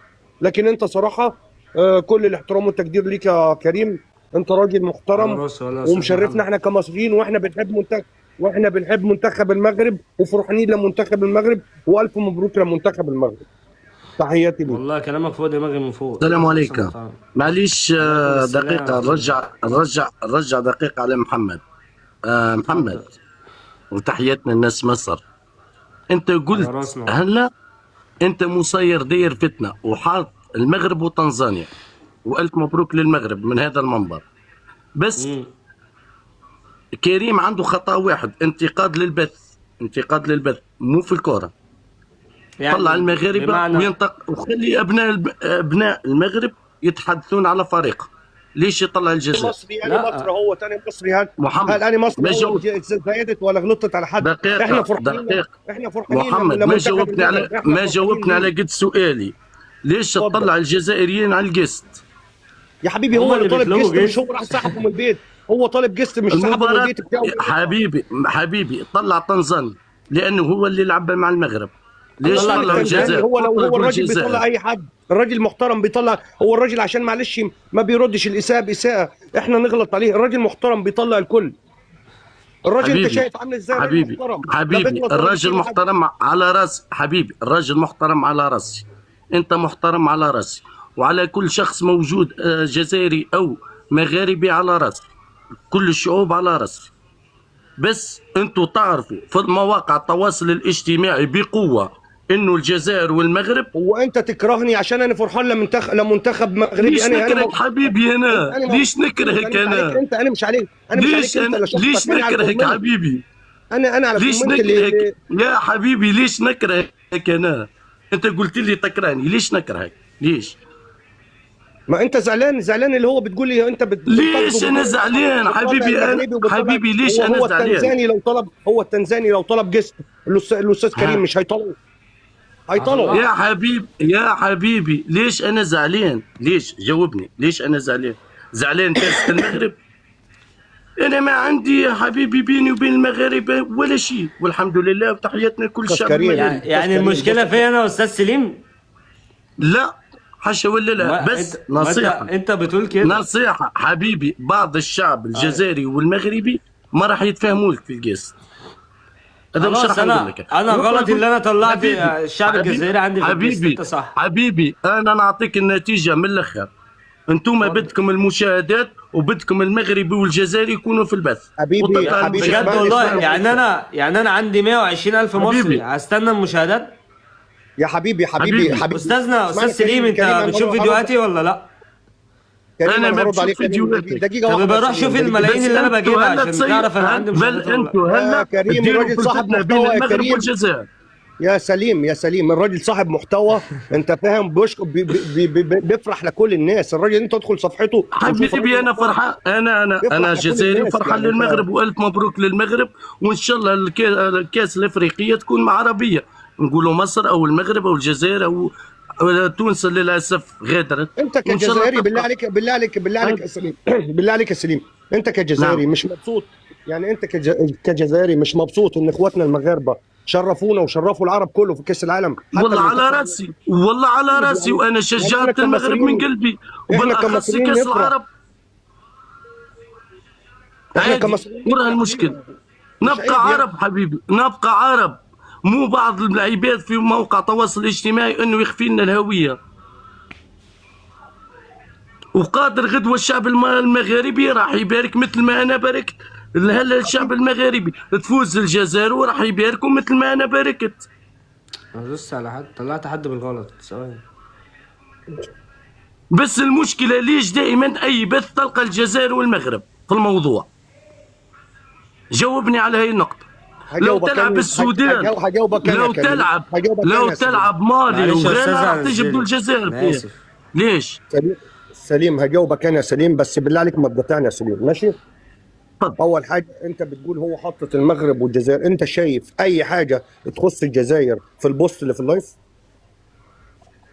بس انا شفت انه ابناء الجزائر في اللايف وصارت فتنه. انا رديت على سؤالك، رد انت على سؤالي. حبيبي انا شفت ابناء الجزائر، حبيبي انا شفت ابناء الجزائر في اللايف وصارت الفتنه. بس بالله عليك بالله السلام ورحمه الله وبركاته. معلش دقيقه واحده حبيبي سليم. انت جاوبتني اديتني سؤال، بالله عليك رد عليا. انت شفت الاستاذ كريم حاطط اي حاجه تخص دوله الجزائر في البوست بتاعه؟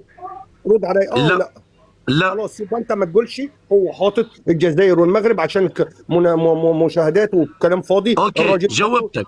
اوكي جاوبني انت هلا حبيبي، جاوبني انت هلا. انا جاوبتك قلت لك ما في اي شيء. انت بتروح وتيجي يا محمد تعطيني الكلمه. جاوبتك وقلت لك ما في اي شيء في القست يخص الجزائر. خلاص يبقى ما نقولش فتنه بقى بين الشعبين. حبيبي جاوبني على سؤالي. انا اللي راح نعطيك السؤال هلا. ليش الجزائريين في القست؟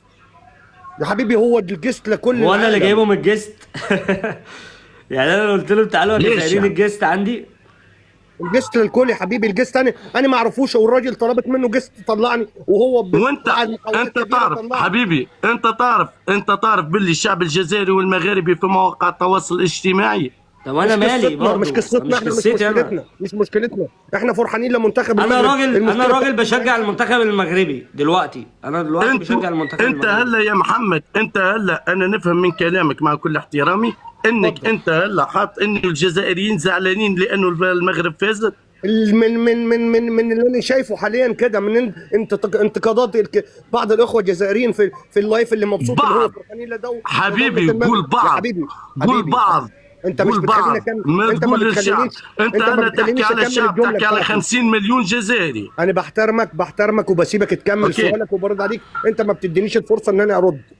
احنا مش مشكلتنا المشكله بتاعتهم الداخليه بتاعتهم، مش مشكلتنا. احنا كمصريين وصاحب اللايف مبسوط وفرحان لمنتخب المغرب، فدي مش قصه فتنه، دي قصه ان احنا كفرحانين. الراجل لا حاطط البوست ولا حاطط علم الجزائر ولا حاطط علم اي دوله في اي مكان، يبقى احنا مش مشكلتنا بقى. احنا فرحانين لمنتخب المغرب اللي هو منتخب، معلش مع احترامي ليك، شرفنا وشرف العرب وشرف مصر وشرف مش على راس، مش شرف المغرب، شرفنا احنا كدول عربيه كلها. جدع في ايه؟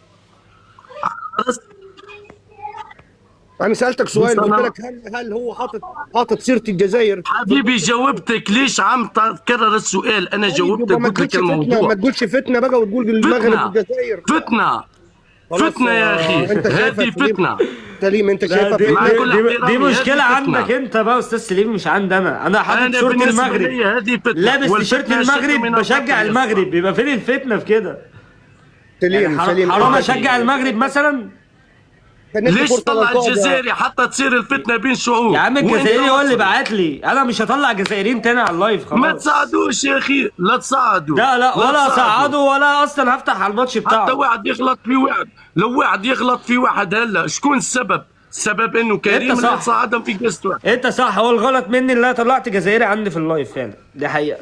اوكي السلام عليكم. عليكم السلام. بالله عليك بالله عليك يا استاذ كريم ندي فرصه للقائد. انت فاهم احنا دي مش مشكلتنا، احنا كمصريين فرحانين لمنتخب المغرب. احنا مش حاطين معلش مع احترامي لدوله الجزائر في جمله مفيده في البوست، يعني ما حدش يجي يطلع يزايد علينا ويقول فتنه. احنا بس ما كان لا فتنه لا والو. اتفضل يا استاذ قائد. السلام عليكم. ما كاين لا فتنه لا والو، حنا خوت كاملين شعوب وحده.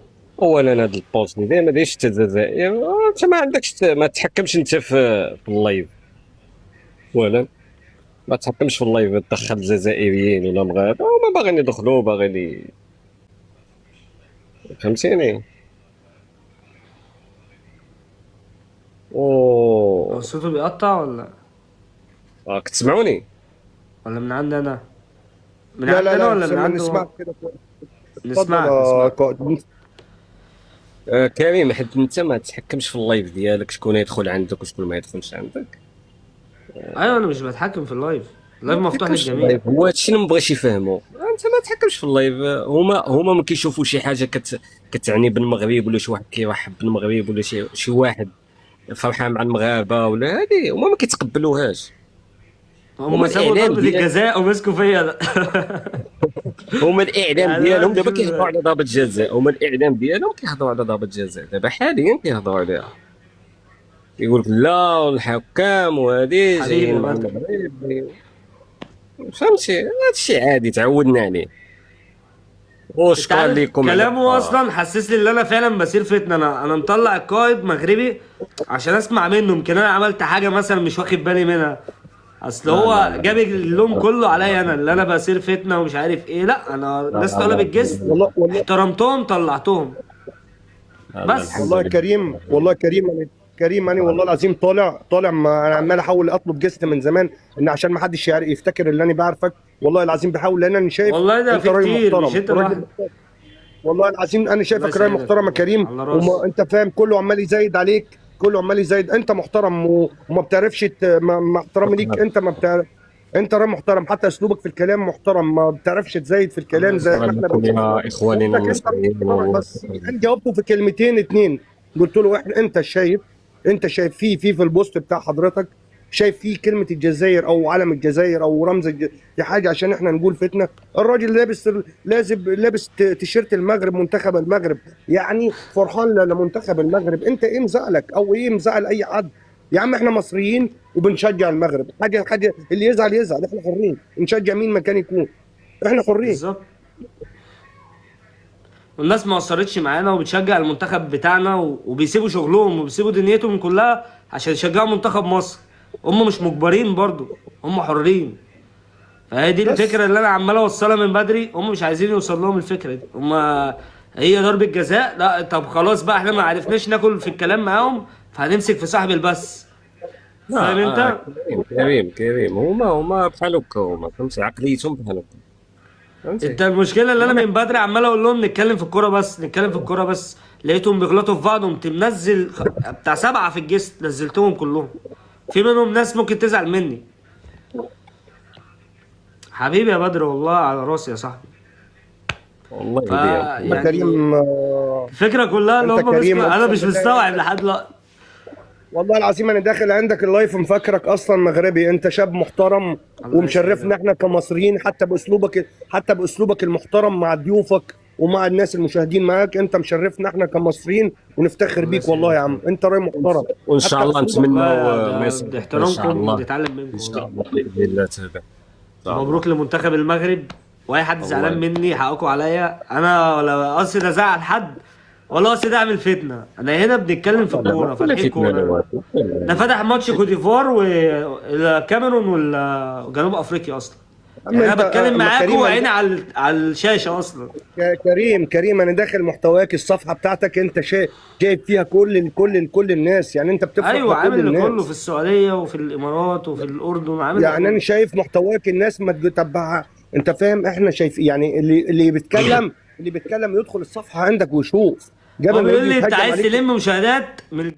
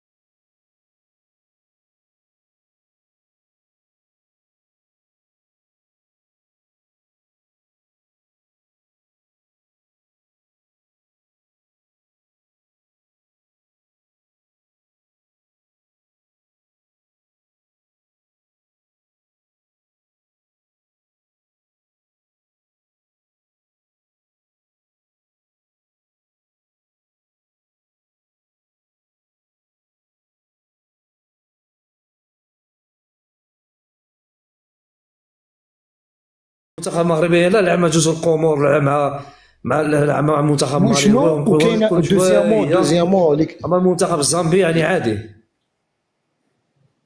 انا في الدوره هذه التورنوا هذه تاع لا كوب دافريك دوكا المروك راني نشوف باللي مازال ما طاحوش مع ايكيب سوليده باش يكون زعما كيما الكاميرون ولا نيجيريا ولا بوركينا فاسو ولا الجزائر. واحد القضيه اسمعني قطعتك اخي الجزائري باش نكون معك واضح. معليش ليكيب سوليد كدوي على ليفيكاسيتي داكور، اما بالنسبه للبلون تاكتيك ديفونسيف ما كايناش شي فرقه لعبت ضدنا وما كانت سوليد.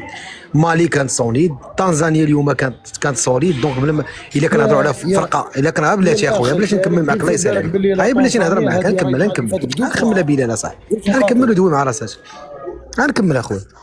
معليش بالنسبه للفرق اللي لعبوا ضدنا كلهم رجعوا اللور، يعني كلهم كانوا كومبليكي باش انك تستغل لي فاي اللي كيديروا فهمتي. فبالنسبه للفرق اللي لعبنا ضدهم كانوا كلهم كيرجعوا لنا اللور كيبلوكيو الماتش. الا غندوي على الا غندوي خلينا نكمل اصاحبي مشكله. كمل خويا كمل. نهضروا بجوج، غتهضر انت تسالي نهضر انا من وراك. انت قلتي بغيتي فرقه ليكيب سوليد. اليوم كانت الفرقه اللي كنا لعبنا تنزانيا كانت واقفه في الماتش داكور. دونك وقفونا بلوكاو لينا اللعب سي نورمال. ما كانش عندنا لاعب جوار بليسي اللي كان كيلعب اونتر لين وكيعطي لي باس اونتر لي لين وكيلعب كره. ما كانش كان بليسي سي كانوا الناس بتقول لي انت بتتكلم بلسان، انت مغربي بتتكلم بلسان المغرب. طب بيزيد لكم في مغربي بيتكلم مصري قوي كده يعني حتى هيبان. والله مشكله يا عم، مشكله اقسم بالله. الواحد ما عارف يروح فين ويجي. هم شخصنوها هم يسيبونا انا ويمسكوا فيك انت دلوقتي. ده اللهجه الوحيده اللي ما حدش يعرف يجلدها هي لهجه الشرقيه. صح ولا الشرقيه فعلا صعبه. عامله زي الشرقيه بتاعت السعوديه كده، صعبه شويه. طيب مسكوا فيك يا محمد اليوم. اتفضل يا قائد معاك. ايه مسكوا فيك اليوم الجزائري؟ والله يا عم انا واحد من الناس صراحه بحب المغرب وبحب شعب المغرب. الله يحفظك والله. بحب منتخب المغرب اللي مشرفنا هنا في اي مكان. انت فاهم؟ اقسم بالله العلي العظيم انا ما عندي عداوه مع حد، بس انت فاهم عندي ممكن يكون عداوه مع ناس معينه مش تابعه للجزائر خالص بعيد عن الكوره. بس صراحه منتخب المغرب شرفنا احنا كعرب في كل الدول. صح. يعني شوف في كاس العالم في اي ماتش تشوف المغرب ما شاء الله عليهم يا جدع، ما شاء الله عليهم. نفرح احنا ما شاء الله في تطور يعني. بنقول يا ريتنا في تطور. وما شاء الله الحكومه والملك الله يديمه عليكم يا رب ويديه الصحه ويشفيه يا رب. شايفه اللي هو يعني شغال على الموضوع دوت. الناشئين الصغار في من الدوله عندهم واخدين بالها منه من الناشئين الصغار. انت فاهم؟ شفت انت العيل الصغير لما بتربيه انت فاهم نشأة حلوه، هو بيطلع انت فاهم ما شاء الله عليه. صح. بعدين دي حاجه المفروض بقى احنا كلنا نتعلم منها، اللي كله يتطور في الحته دي. عايزين نوصل لحاجه بعيده، يعني منتخب عربي مثلا ياخد كاس العالم للفرق المنتخبات الاول مثلا كده. يعني عايزين نتطور، مش عايزين كل حاجه ناخدها بحساسيه. انت احسن مني ليه؟ انت مش عارف. لا، افرح لغيرك ربنا يكرمك. يعني انا مصري فرحان لغيري، هل ده يقلل من مصر؟ لا. ما مصر معاه 7 بطولات، هل ده يقلل من المغرب؟ لا. يعني الدنيا كده، يعني يوم ليك ويوم لغيرك، مش هتفضل ليك طول العمر. يعني احنا الحمد لله احنا كمصريين بنفرح لكل الناس، بنفرح للعبه الحلوه، بنفرح للعبه الحلوه ايا كان هو مين المنتخب. احنا ما عندناش حقد ولا غل على اي دوله، بس احنا مالناش دعوه بالمشاكل الخاصه والمشاكل الداخليه. احنا كمنتخب مغربي فرحانين. والراجل لابس تيشيرت المغرب فرحان لمنتخب المغرب. تقول لي فتنه انا قاعد في تحت شايف الكلام وشايف الكومنتات هتجنن. انا 30 مليار مره بحاول اطلب جست. عايز هو المشكله هو ما قالش كده غير وانت يعني انت موجود. هو في الاول ما كانش بيتكلم كده، فاهمني؟ هو في الاول عمال يقول لي انت راجل محترم ومش عارف ايه هو خدها بالتدريج، بس هو ايه يعني واحده ما عرفش يتكلم في الكوره فدخل في السكه التانيه. ترص فيك يا اخي كريم واخي الله يسامحه بقى. حبيبك قائد، شرفنا فيك يا غالي. الله يحفظك. واحنا هنكمل ماتش الكوتيفوار مش عارف مين جاي معايا. كوتيفوار ماتش الكاميرون وجنوب افريقيا. كريم والله انت بني ادم طيب وجدع حبيبي يا استاذ ومحترم محمد اقسم والله على بالله، راسي. وما بتزعلش أنا منك اتشرفت حد. بمعرفتك. يعني احسن حاجه فيك ان انت محترم. حتى انا شايف يعني حتى انت حتى في الرد بتاعك الناس عماله تتزايد وتتطول، شايفك اللي انت صراحه قمه الاحترام. وهو مش دي مستاهل ان انا اتزايد عليهم المصري اصلا. دي المصري اللي احنا فعلا بنتشرف بيه بنفتخر بيه. حتى ما شاء الله لايفك محترم وناسك محترمين، حتى اخواتنا الجزائريين ناس محترمه برضو على روسنا. بس افرحوا معانا للمغرب، سيبكم من المشاكل الجانبيه، نفرح للمغرب. الف مبروك للمغرب حبيبي يا كريم وتشرفت حبيبي بيك يا استاذ محمد والله على راسي. كلامك الجميل وانت شخص محترم وانا اتشرفت بيك والله. حبيبي يا كريم وما شاء الله عليك، ربنا يحميك وشغال. الله يرضى. حبيبي يا صاحبي يلا استاذن. حبيبي يا غالي اذنك معايا. تعال نشغل الماتش بتاع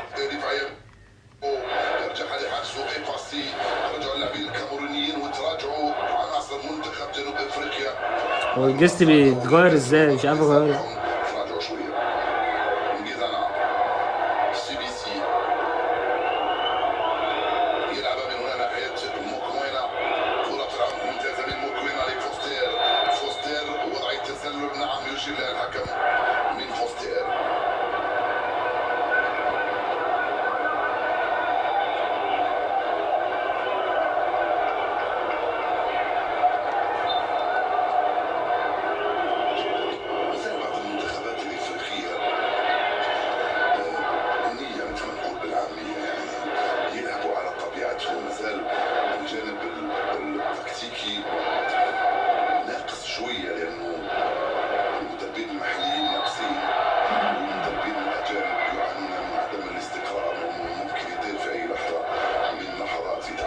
تكبيس يا جدعان تكبيس. سيبكم من الكومنتات السلبيه. بقول لكم انا هقفل راستر وافتح تاني عشان السلبيات دي تروح. دي هقفل راستر دي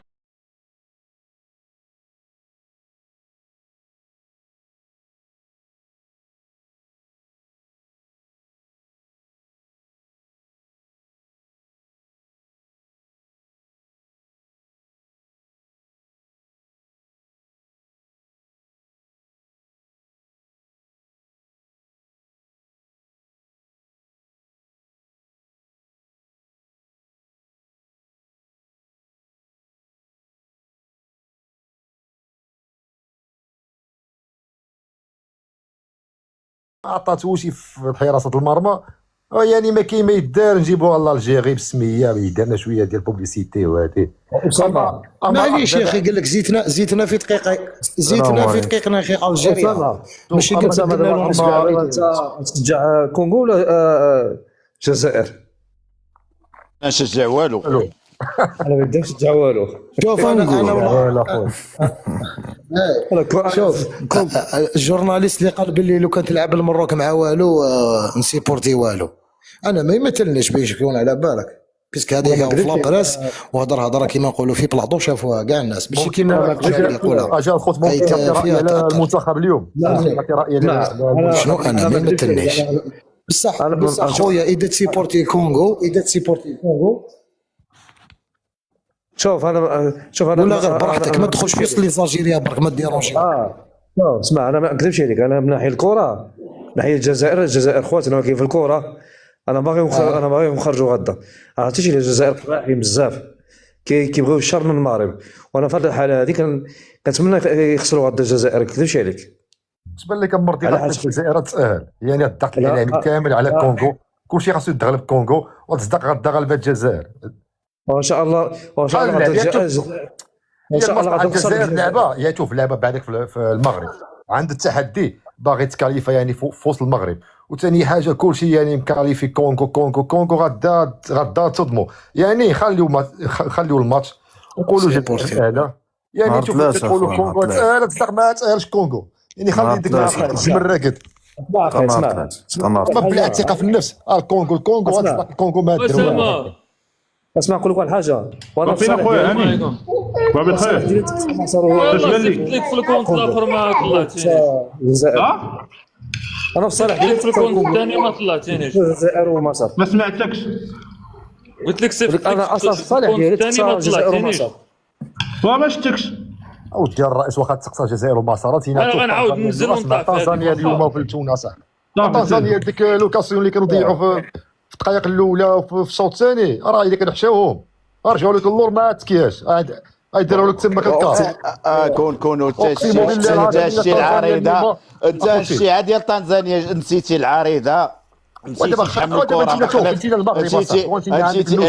نسيتي شحال من كره جات لعند الكعبي منه بالراس شحال هذا الله يهديك الله يهديكم. تنزانيا ما دارت حتى محاوله تنزانيا ما دارت حتى محاوله ما دارت حتى محاوله ما طلعتش كاع ما لعبتش كوره كاع ما لعبتش كوره. بلاتي كلشي كيهضر بلاتي دقيقه صبروا نديروا الميوت عاوتاني نبداو نديروا ميوت. مسيره كنا غنفرحوا خويا غنفرحوا خويا احمد لا شوف راه شوف نعطيو المراد واش عندك نعم نعطيو المراد يهضر. انا واحد فيهم خويا انا قلت لكم انا قلت لكم رايي ديالي زعما الماتش هذا راه ماشي كان ماتش ساهل. انا بالنسبه لي 1-0 ما سيتي با موفي ريزولتا. الويتيام هذه ما خصكش تاخذ لي ريسك بزاف لحقاش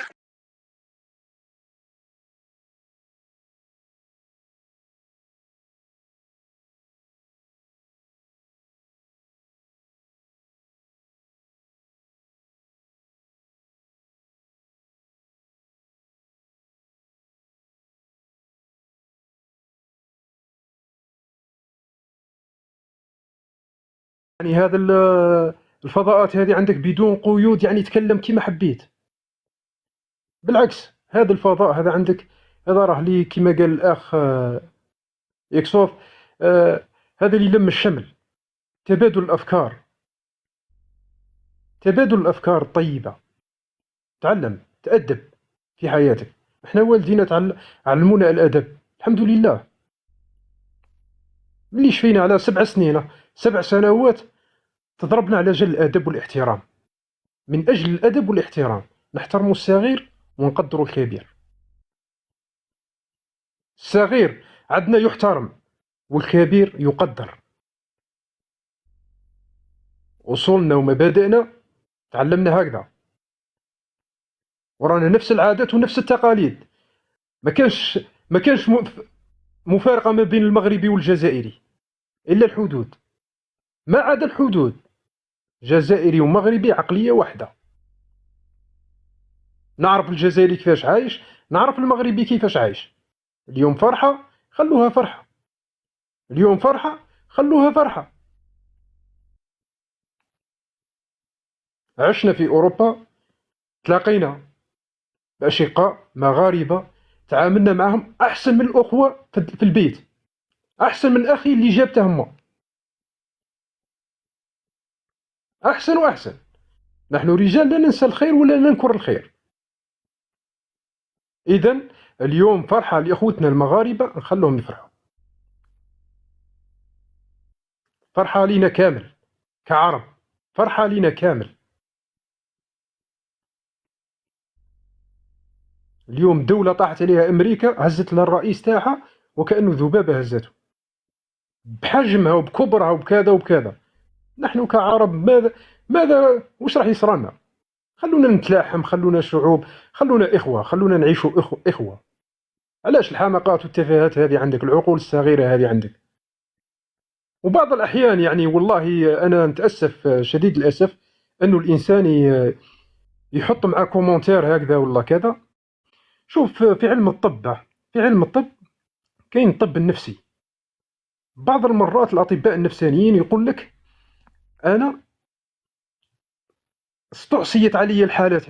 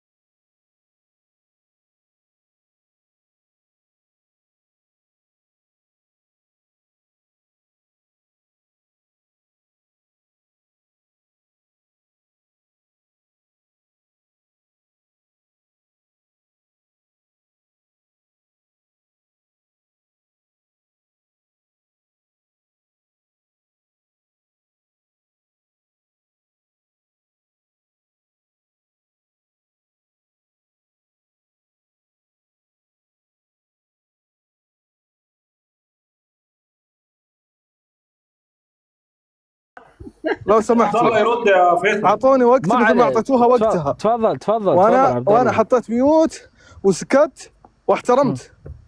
حلو. البنت هذه تطاولت، تمام. احنا ما تكلمنا على الكولسه، ما تكلمنا على التحكيم. احنا كل اللي قلناه نبغى حكم عادل، وما جانا حكم عادل، جانا حكم فاشل، تمام. واحنا اساسا ما تكلمنا على المغرب، ولا تكلمنا على دولة المغرب، ولا تكلمنا على تنظيم المغرب. احنا نتكلم على اتحاد الكاف السيء. فهناك فرق يا صاحبي، هناك فرق لما اتكلم على الكاف ولما اتكلم على المغرب. احنا شكرنا المغرب على التنظيم وعلى الاداء اللي قاعدين ينظمونه، لكن احنا نتكلم على اتحاد الكاف.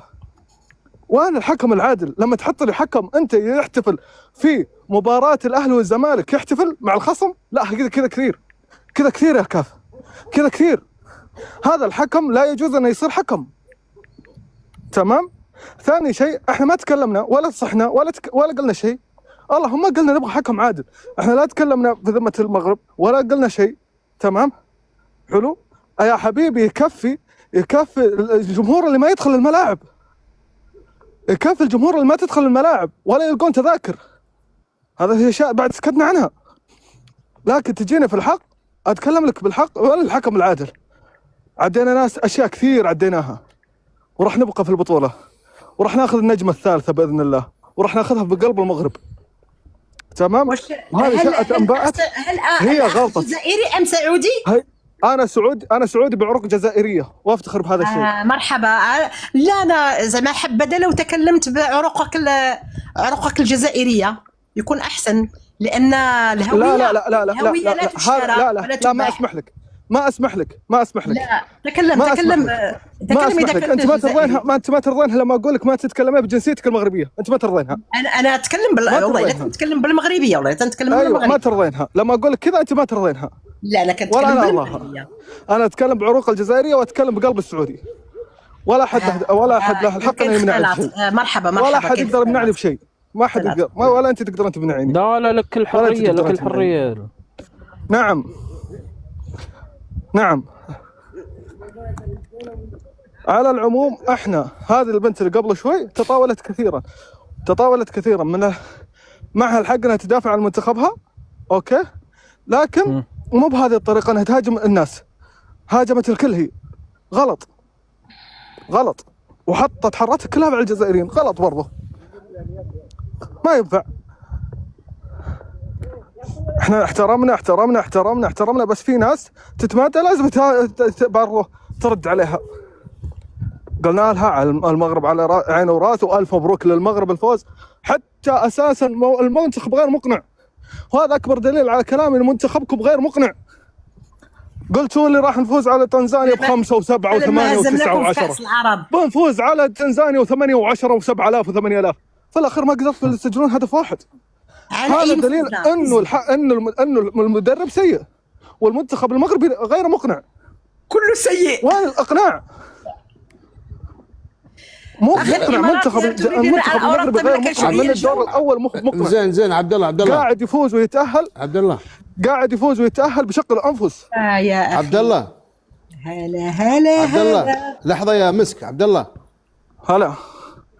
انا معاك في ان اي حد يغلط على الجزائر ولا اي دوله، انا معاك فيها، لكن وينك انت يوم دخل من هنا واحد جزائري وغلط على المغرب؟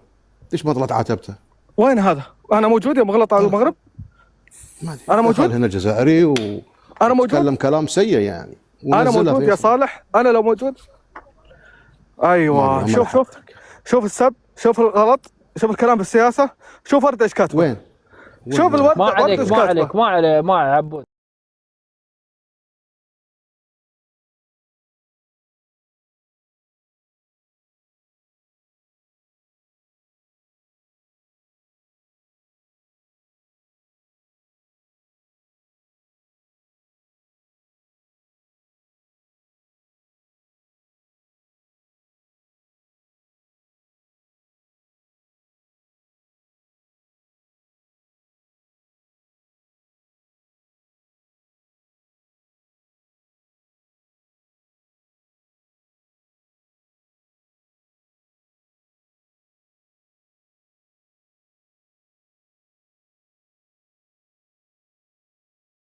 يلي فوق كلامك موجه لحظة. يا اخت. اصبر على نفسك.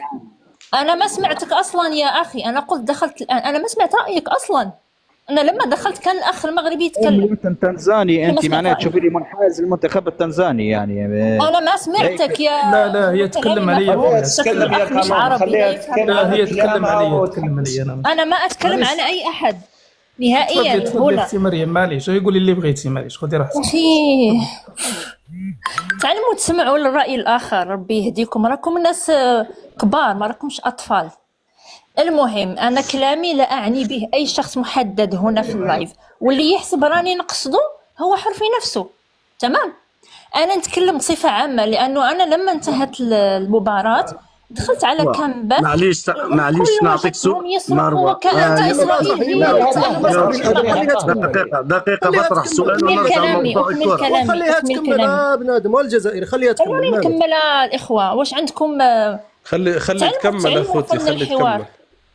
تعلم يا دين ربي، انت من الصباح ما كملتي الركراكي ولا بعد المباراه، كملينا الموضوع في الرياضه. حنا كنا نطيحوا هي خويا بشويه. والله نعم طبوا امك يا الجزائري. ما نجاوبش عليك بنفس صراحه. انا صاحب البث لكن هذا المستوى صراحه الاحسن اختي نساحبي من الاحسن. لا مستوى جد متدني صراحه، وكانكم في الشارع.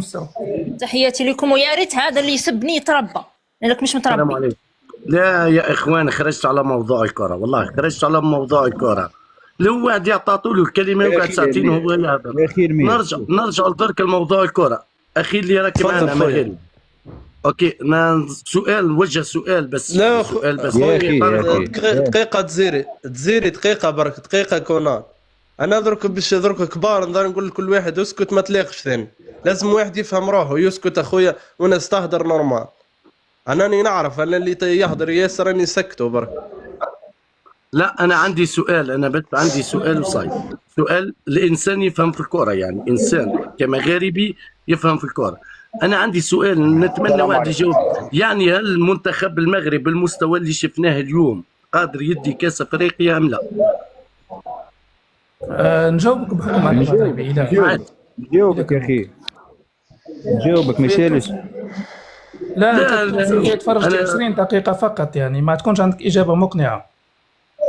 شوف يا اخي، ونتمنى راهو حكينا برشا مرات اني المنتخبات هذه اللي ما عندهاش خطه واضحه راهي تسبب عراقيل المنتخبات الكبيره. راهو اذا المغرب تلاعب منتخب كبير تفهم الخطه نتاعو وتنجم تضربه بالخطه المعاكسه، لكن اذا منتخب صغير كيما تنزانيا يتكتر لك في الدفاع راهو صعب جدا ان تفهم اللعب نتاعهم وتفهم التكتيك نتاعهم، لان كره طايشه ما عندهمش نجم مباراه معين او نجم يلعب في دول اوروبيه باش انت تقدر تمسكه بالدفاع نتاعك. هذا لعب نتصوروا ان يا خويا التونسي خليني نسقسيك، مادام حكيتي هكا. مالي لعبنا مع مالي احنا قبل ما تلعبوا معاه انتوما، واش كانت مالي يعني لعبه غير في الدفاع؟ نحكيو في كورة، نحكيو في واقع، بعيدا عن العاطفة وبعيدا عن الانحياز وبعيدا ما يتقارنوش. مالي يعتبر منتخب كبير راهو باش نكونوا واضحين. منتخب كبير لكن امام المغرب يعني ما شفناش. ايه يا استاذ، لكن ما شفناش المغرب يعني قدمت اداء ممتاز امام مالي. شفنا منتخب المغرب يعني معتدل متوسط نوعا ما. انت الاداء عندك لازم تسجل 6-7 اهداف يعني. لا يا اخي احنا تعادلنا معاه 1-1 صاحبي، اسمح لي، تعادلنا مع مالي 1-1. هذه حقيقه. كبسونا خافت شويه. عندنا لاعبين لحد الان ما جاوبتونيش على سؤالي. انا اجيبك، بدلت الموضوع. انا اجيبك. بالنسبه لي انا من وجهه نظري المغرب ممكن انها تكون غاده في خط تصاعدي، ممكن. اما الى كملت على نفس اللعب صح، اظن صعب بكل صراحه. اما الى طورت راسها من القدام، اما الى المغرب تلعب تحت ضغط كبير. انا نعطيك وجهه نظري، يعني انا نعطيك وجهه نظري يعني لحد الان في مستوى المغرب، يعني لو ما يصححش اوراقه في المباريات اقوى من تنزانيا. يعني كي نشوفوا مثلا نيجيريا بالنسبه لتنزانيا، مثلا لو تاهلت نيجيريا اوكي اقوى من تنزانيا، والمغرب ما صحح اوراقه بالزهر. انا بالنسبه لي هذه المباراه اللي بعدها، لانه ما شفتش يعني الاداء يعني وكل يوم خطه، ولا شفت تغيير. انا على حسب رايي مستوى المغرب بهذا المستوى ما وش راح يلحق النهائي. لو صحح اوراقه المنتخب يعني الصراحه يعني كجزائريه، المنتخب المغربي عنده نجوم وعنده وسط ميدان وعنده هجوم وعنده يعني لو يصحح اوراقه وينظم امور ممكن يدي الكاس. يعني مع كل احترامي لو نشوفوا لاعبين منتخب المغربي، بس لو نشوفوا الاداء اللي قدموا في التصفيات وهلا يعني مو المستوى اللي كنا ننتظره. صحيح صحيح اخي، وانا يعني الصراحه انا اتفق معك كرويا، يعني بعيدا عن كرويا يعني فكني من اي خلاف.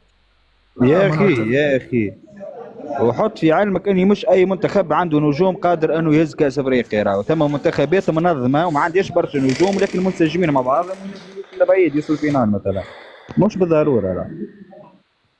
أنا متفق معك أخي، أنا متفق معك. الكرة تلعب على جزئيات، على ضربة جزاء، قادر على مخالفة، قادر على ضربات ترجيح، قادر تنتهي المباراة 0-0 ويفوز زي منتخب ضربات ترجيح. هذه الأمور طيبة، تلعب على جزئيات صغيرة، بس الأداء ثاني يلعب دور أخي. السلام عليكم. السلام عليكم. وعليكم السلام ورحمة الله. ما راحش نطول. المنتخب المغربي منفوخ. السلام عليكم. انا قبلك اخي. انا نازل. اوكي يلا. البطاريه غير مشحونه. المهم اليوم فضيحه تحكيميه كبرى. ما سير شكي الكاف اختي خلينا نهضروا معاك. كنت اماراتي خليجي شكي يا ولد القحبه يا الزامل يا ولد يا ودي الله ينعل والديك سيروا شكيو الراسه تاعك زماني شو ولينا نكسبوا معناها. بس المشكل المغاربه انتم على مش الحقيقه. هاي مراه، شفت مراه بتطيح ومن بعد الله لا عيب، والله لا عيب اخوتي. على باغي يسقسي من فضلكم تكلموا الا كنا غنناقشوا كرويا. لا نناقشوا كرويا. الاحترام مليح. اليوم لتنزانيا هل صحيحه ولا مش صحيحه؟ كاينه ولا ما كاش؟ بالنسبه لضربه جزاء فيها شكوك. انا ما نقدرش نكون جازم معك في هذه المساله هذه، ولكن فيها شكوك يعني للامانه، يعني الانسان يكون واقعي. والمشكل انه ما رجعش حتى للفار يشوف اسكو كاينه ولا ما كاش. لا هي شوف، ما تقدرش تشكك تقول كاينه حاجه ولا كاينه كذا ولا كاينه كذا. هذه الامور هذه يعني ما عندكش علم بها، لا انت ولا انا. يعني ان بعض الظن اثم. شوف استاذ، شوف نحن مسلمين. انا ما قلتلكش باللي كاينه ضربه جزاء، قلت لك ممكن. غير اسمعني، انا هذه رساله كنوجهها سواء لاي واحد اللي عنده ان بعض الظن اثم. انسان ما تمشيش عنده ظنون يقول راه كاينه حاجه وكذا وكذا وكذا. صحيح بان ضربه جزاء ربما يعني فيها نوعا ما، ربما تقدر تكون صحيحه، تقدر تكون لا. انا ماشي انسان تقني هذا الشيء ديال التحكيم. السلام عليكم. رايي مبني على معطيات قاطعه، ولكن يعني فيها شكوك. هذا رايي البسيط يعني. خاوتي من فضلكم نقدر نهضر واحد الكلمه برك؟ باحترام خويا. لا والله نهضر بالاحترام. انا حبيت نحكي على واحد الامر، والله ما نهضر على ضربه الجزاء، والله ما تهمني. انا نهضر كمناصر. اسك نتوما وش شفنا اليوم؟ اسك الفريق المغربي يستاهل يدي لا كوب دافريك؟ هذا هو الجواب. اسك يستاهل. قلت ناس جاوبنا على السؤال هذا جاوبنا. انا حبيت نسال اسك يستاهل. صديقي واحد، احنا قلنا انا طرحت هذا المستوى مش حياخذ الكاس، ولكن ما تعرفش قادر يحسن المستوى تاعو. معليش الزعيم، معليش نجاوبوا الزعيم اذا حبيت يعني. وحيد انا طرحت نفس السؤال اللي راك طرحه انت كرويا. خليني نجاوب. وسقسيت الاخ مغربي، قلت له يعني بالنظريه كي نشوفوا المستوى اللي قدمه المنتخب المغربي اليوم ماشي لا اسمح لي ماشي اللي قدموا اليوم. من اللي بدات الدوره انا معاك. من اللي بدات الدوره انا معاك، مانيش ضد المغربي. صحيت. هو المنتخب المغربي راح يبدا في الدور الجاي اسكو اقوى ولا لا؟ كي تلقى مع اسمعني انا بالنسبه لي انا عندي واحد النقطه اللي وحيد خوتي، انا راح نجاوب وحيد. انا نجاوب اخي. لو يعني المنتخب المغربي يعني بنجومه مهما كانت يعني المنتخب المغربي اللي لعب مثلا المونديال راح ممكن يتقدم، وبس لو يبقى بنفس المستوى هلا ونظريا المنتخبات اللي راح تجي من بعد المباريات يعني ما نظن انه راح يوصل للنهائي. انا حبيت نقول لكم واحد النقطه اللي يعني باش الانسان ما يكونش راسيزم. نهضروا في الرياضه، في الاطار تاع الرياضه. انا واش شفت انا في الفريق المغربي نقدر نقول لك باللي بالك عندهم لا بريسيون، عندهم ضغط كبير، باسكو واش راني نشوف انا حاليا ما راهمش يلعبوا الكره، يا اخي اسمح لي، عندهم دي زوكاز، اسمعني، عندهم ديك زوكازيون باش راهم يسجلوا. بصح الفريق اللي نعرفوه حنايا ولي جوار اللي نعرفوهم في المستوى تاع المغرب ما راهمش يكزيستو، ما راهمش يلعبوا البال. صحيح. انت تحكي على منتخب في لاعبين يلعبوا في اقوى الانديه الاوروبيه ولاعبين شامبيونز. صحيح، بارك الله فيك. وانا اليوم واش شفت في المباراه، باللي التحكيم تاع الافريقي يكره لك الكره تاع الافريقيه، يكرهها لك تحب ولا تكره. ما راناش نقولوا ما نقولوش جامعه المغرب باش ما يفهموناش غلط. حنا رانا نهضروا في التحكيم يعني صافي مالو كور. الموضوع حكيت فيه امس اخي، والمير ياكد لك كلامي، يعني قلت راهو اذا ما يلعبش التحكيم دور كبير في البطوله راهو باش تصير برشا. الصراحه يعني التحكيم في افريقيا ضعيف. شوف الانسان يكون صريح. حنا على بالنا باللي المغرب راه منظم لا كوب دافريك، ماشي من حقه باش يخرج دوكا. كومبخون كيما يقول القاوري، عندهم حق باسكو هما راه منظمين ويلزمهم يروحوا بعيد. بصح يعني باش تشوف التحكيم يعني والله حقره. قال لك قول الحق ولا كان مرا خويا، هذا امام الله. خلينا من الصبور يعني واش تشوف العين هذه، واش نشوف انا يعني والله سواء على تونس سواء على المغرب سواء على تونس ولا مصر ولا اي فرق، حنا واش رانا نشوفوا دوكا؟ الله المستعان خويا. والله شوف حقيقه لو كان المغرب اسمعني لو كان المغرب لعبوا كوره كيما يقولوا هما كوره وبينوا باللي راهم يلعبوا وربحوا بثلاثه بربعه ولا بزوج وداروا اداء ونتيجه، والله برافو المغرب. ولكن يا استاذ سامح هي حقيقه المدرب البارح مع مالي شوف ضربه الجزاء رجع للفار، ما حبش يرجع كاع، ما حبش يهضر معاه. يا زعيم لحظه طيب. شوف خي الجزائري، الا كنا نحكيو كرويا هذيك تونس راهي تلعب ماشي مروك. الا كنا نحكيو كرويا نشوف المغرب اليوم لعبت افضل بكثير من تنزانيا، يعني مش نكونوا واضحين. تنزانيا لا اسمعني تنزانيا هذه اللي تحكي عليها هذه ماهيش ايكيب، والله ما ايكيب. انا راه شفت البالون ما يعرفوش يخرجوا البالون لتنزانيا. واش يعني تنزانيا اليوم المطلوبه تنزانيا المطلوبه اليوم تنزانيا منتخب الدراويش تنزانيا ما عنده حتى نجم.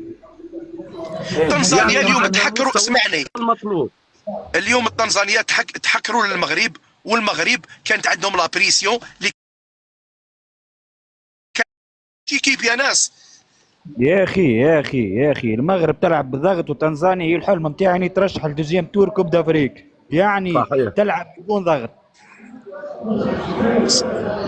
يعني انا لو كان جيت مناصر مغربي والله صح مبروك عليهم راهم جازوا البريمير تور باش ما يقولوش، بصح يعني والله انسان يتاسف باش تشوف المغرب اللي لعب الدومي فينال كوب دي موند تلعب مع تنزانيا وبتماركي بالسيف خويا، ويعني والله ما نتمنى لهم يعني مو نفس القوه، مو نفس المنتخب يعني الصراحه، مو نفس المنتخب اللي لعب بالمونديال صراحه والله يعني بكل صراحه. اسمع لي، وش شفت الماتش تاع البارح تاع السنغال، البارح السنغال الماتش تاع السنغال شفتوه؟ الماتش تاع السنغال هي السنغال والسودان شفناه. والله فريق والله يا السنغال غير فريق قوي، والله لي حكموا يدحسوا. انا نقولها لكم مام الكاميرون دوكا يلعب. لا والله يا واحد قسما بالله انا كجزائري والله خايف من الكونغو. لانه الكونغو في هذا في هذه المدورة شوف اسمعني، انا والله نعطي لك، شوف نعطي لك السكور تاع الجزائر مع الكونغو، وغدوه ان شاء الله راني نطلع نهار 3 نطلع معك. اسمعني شنو نقول لك. شوف الجزائر الكونغو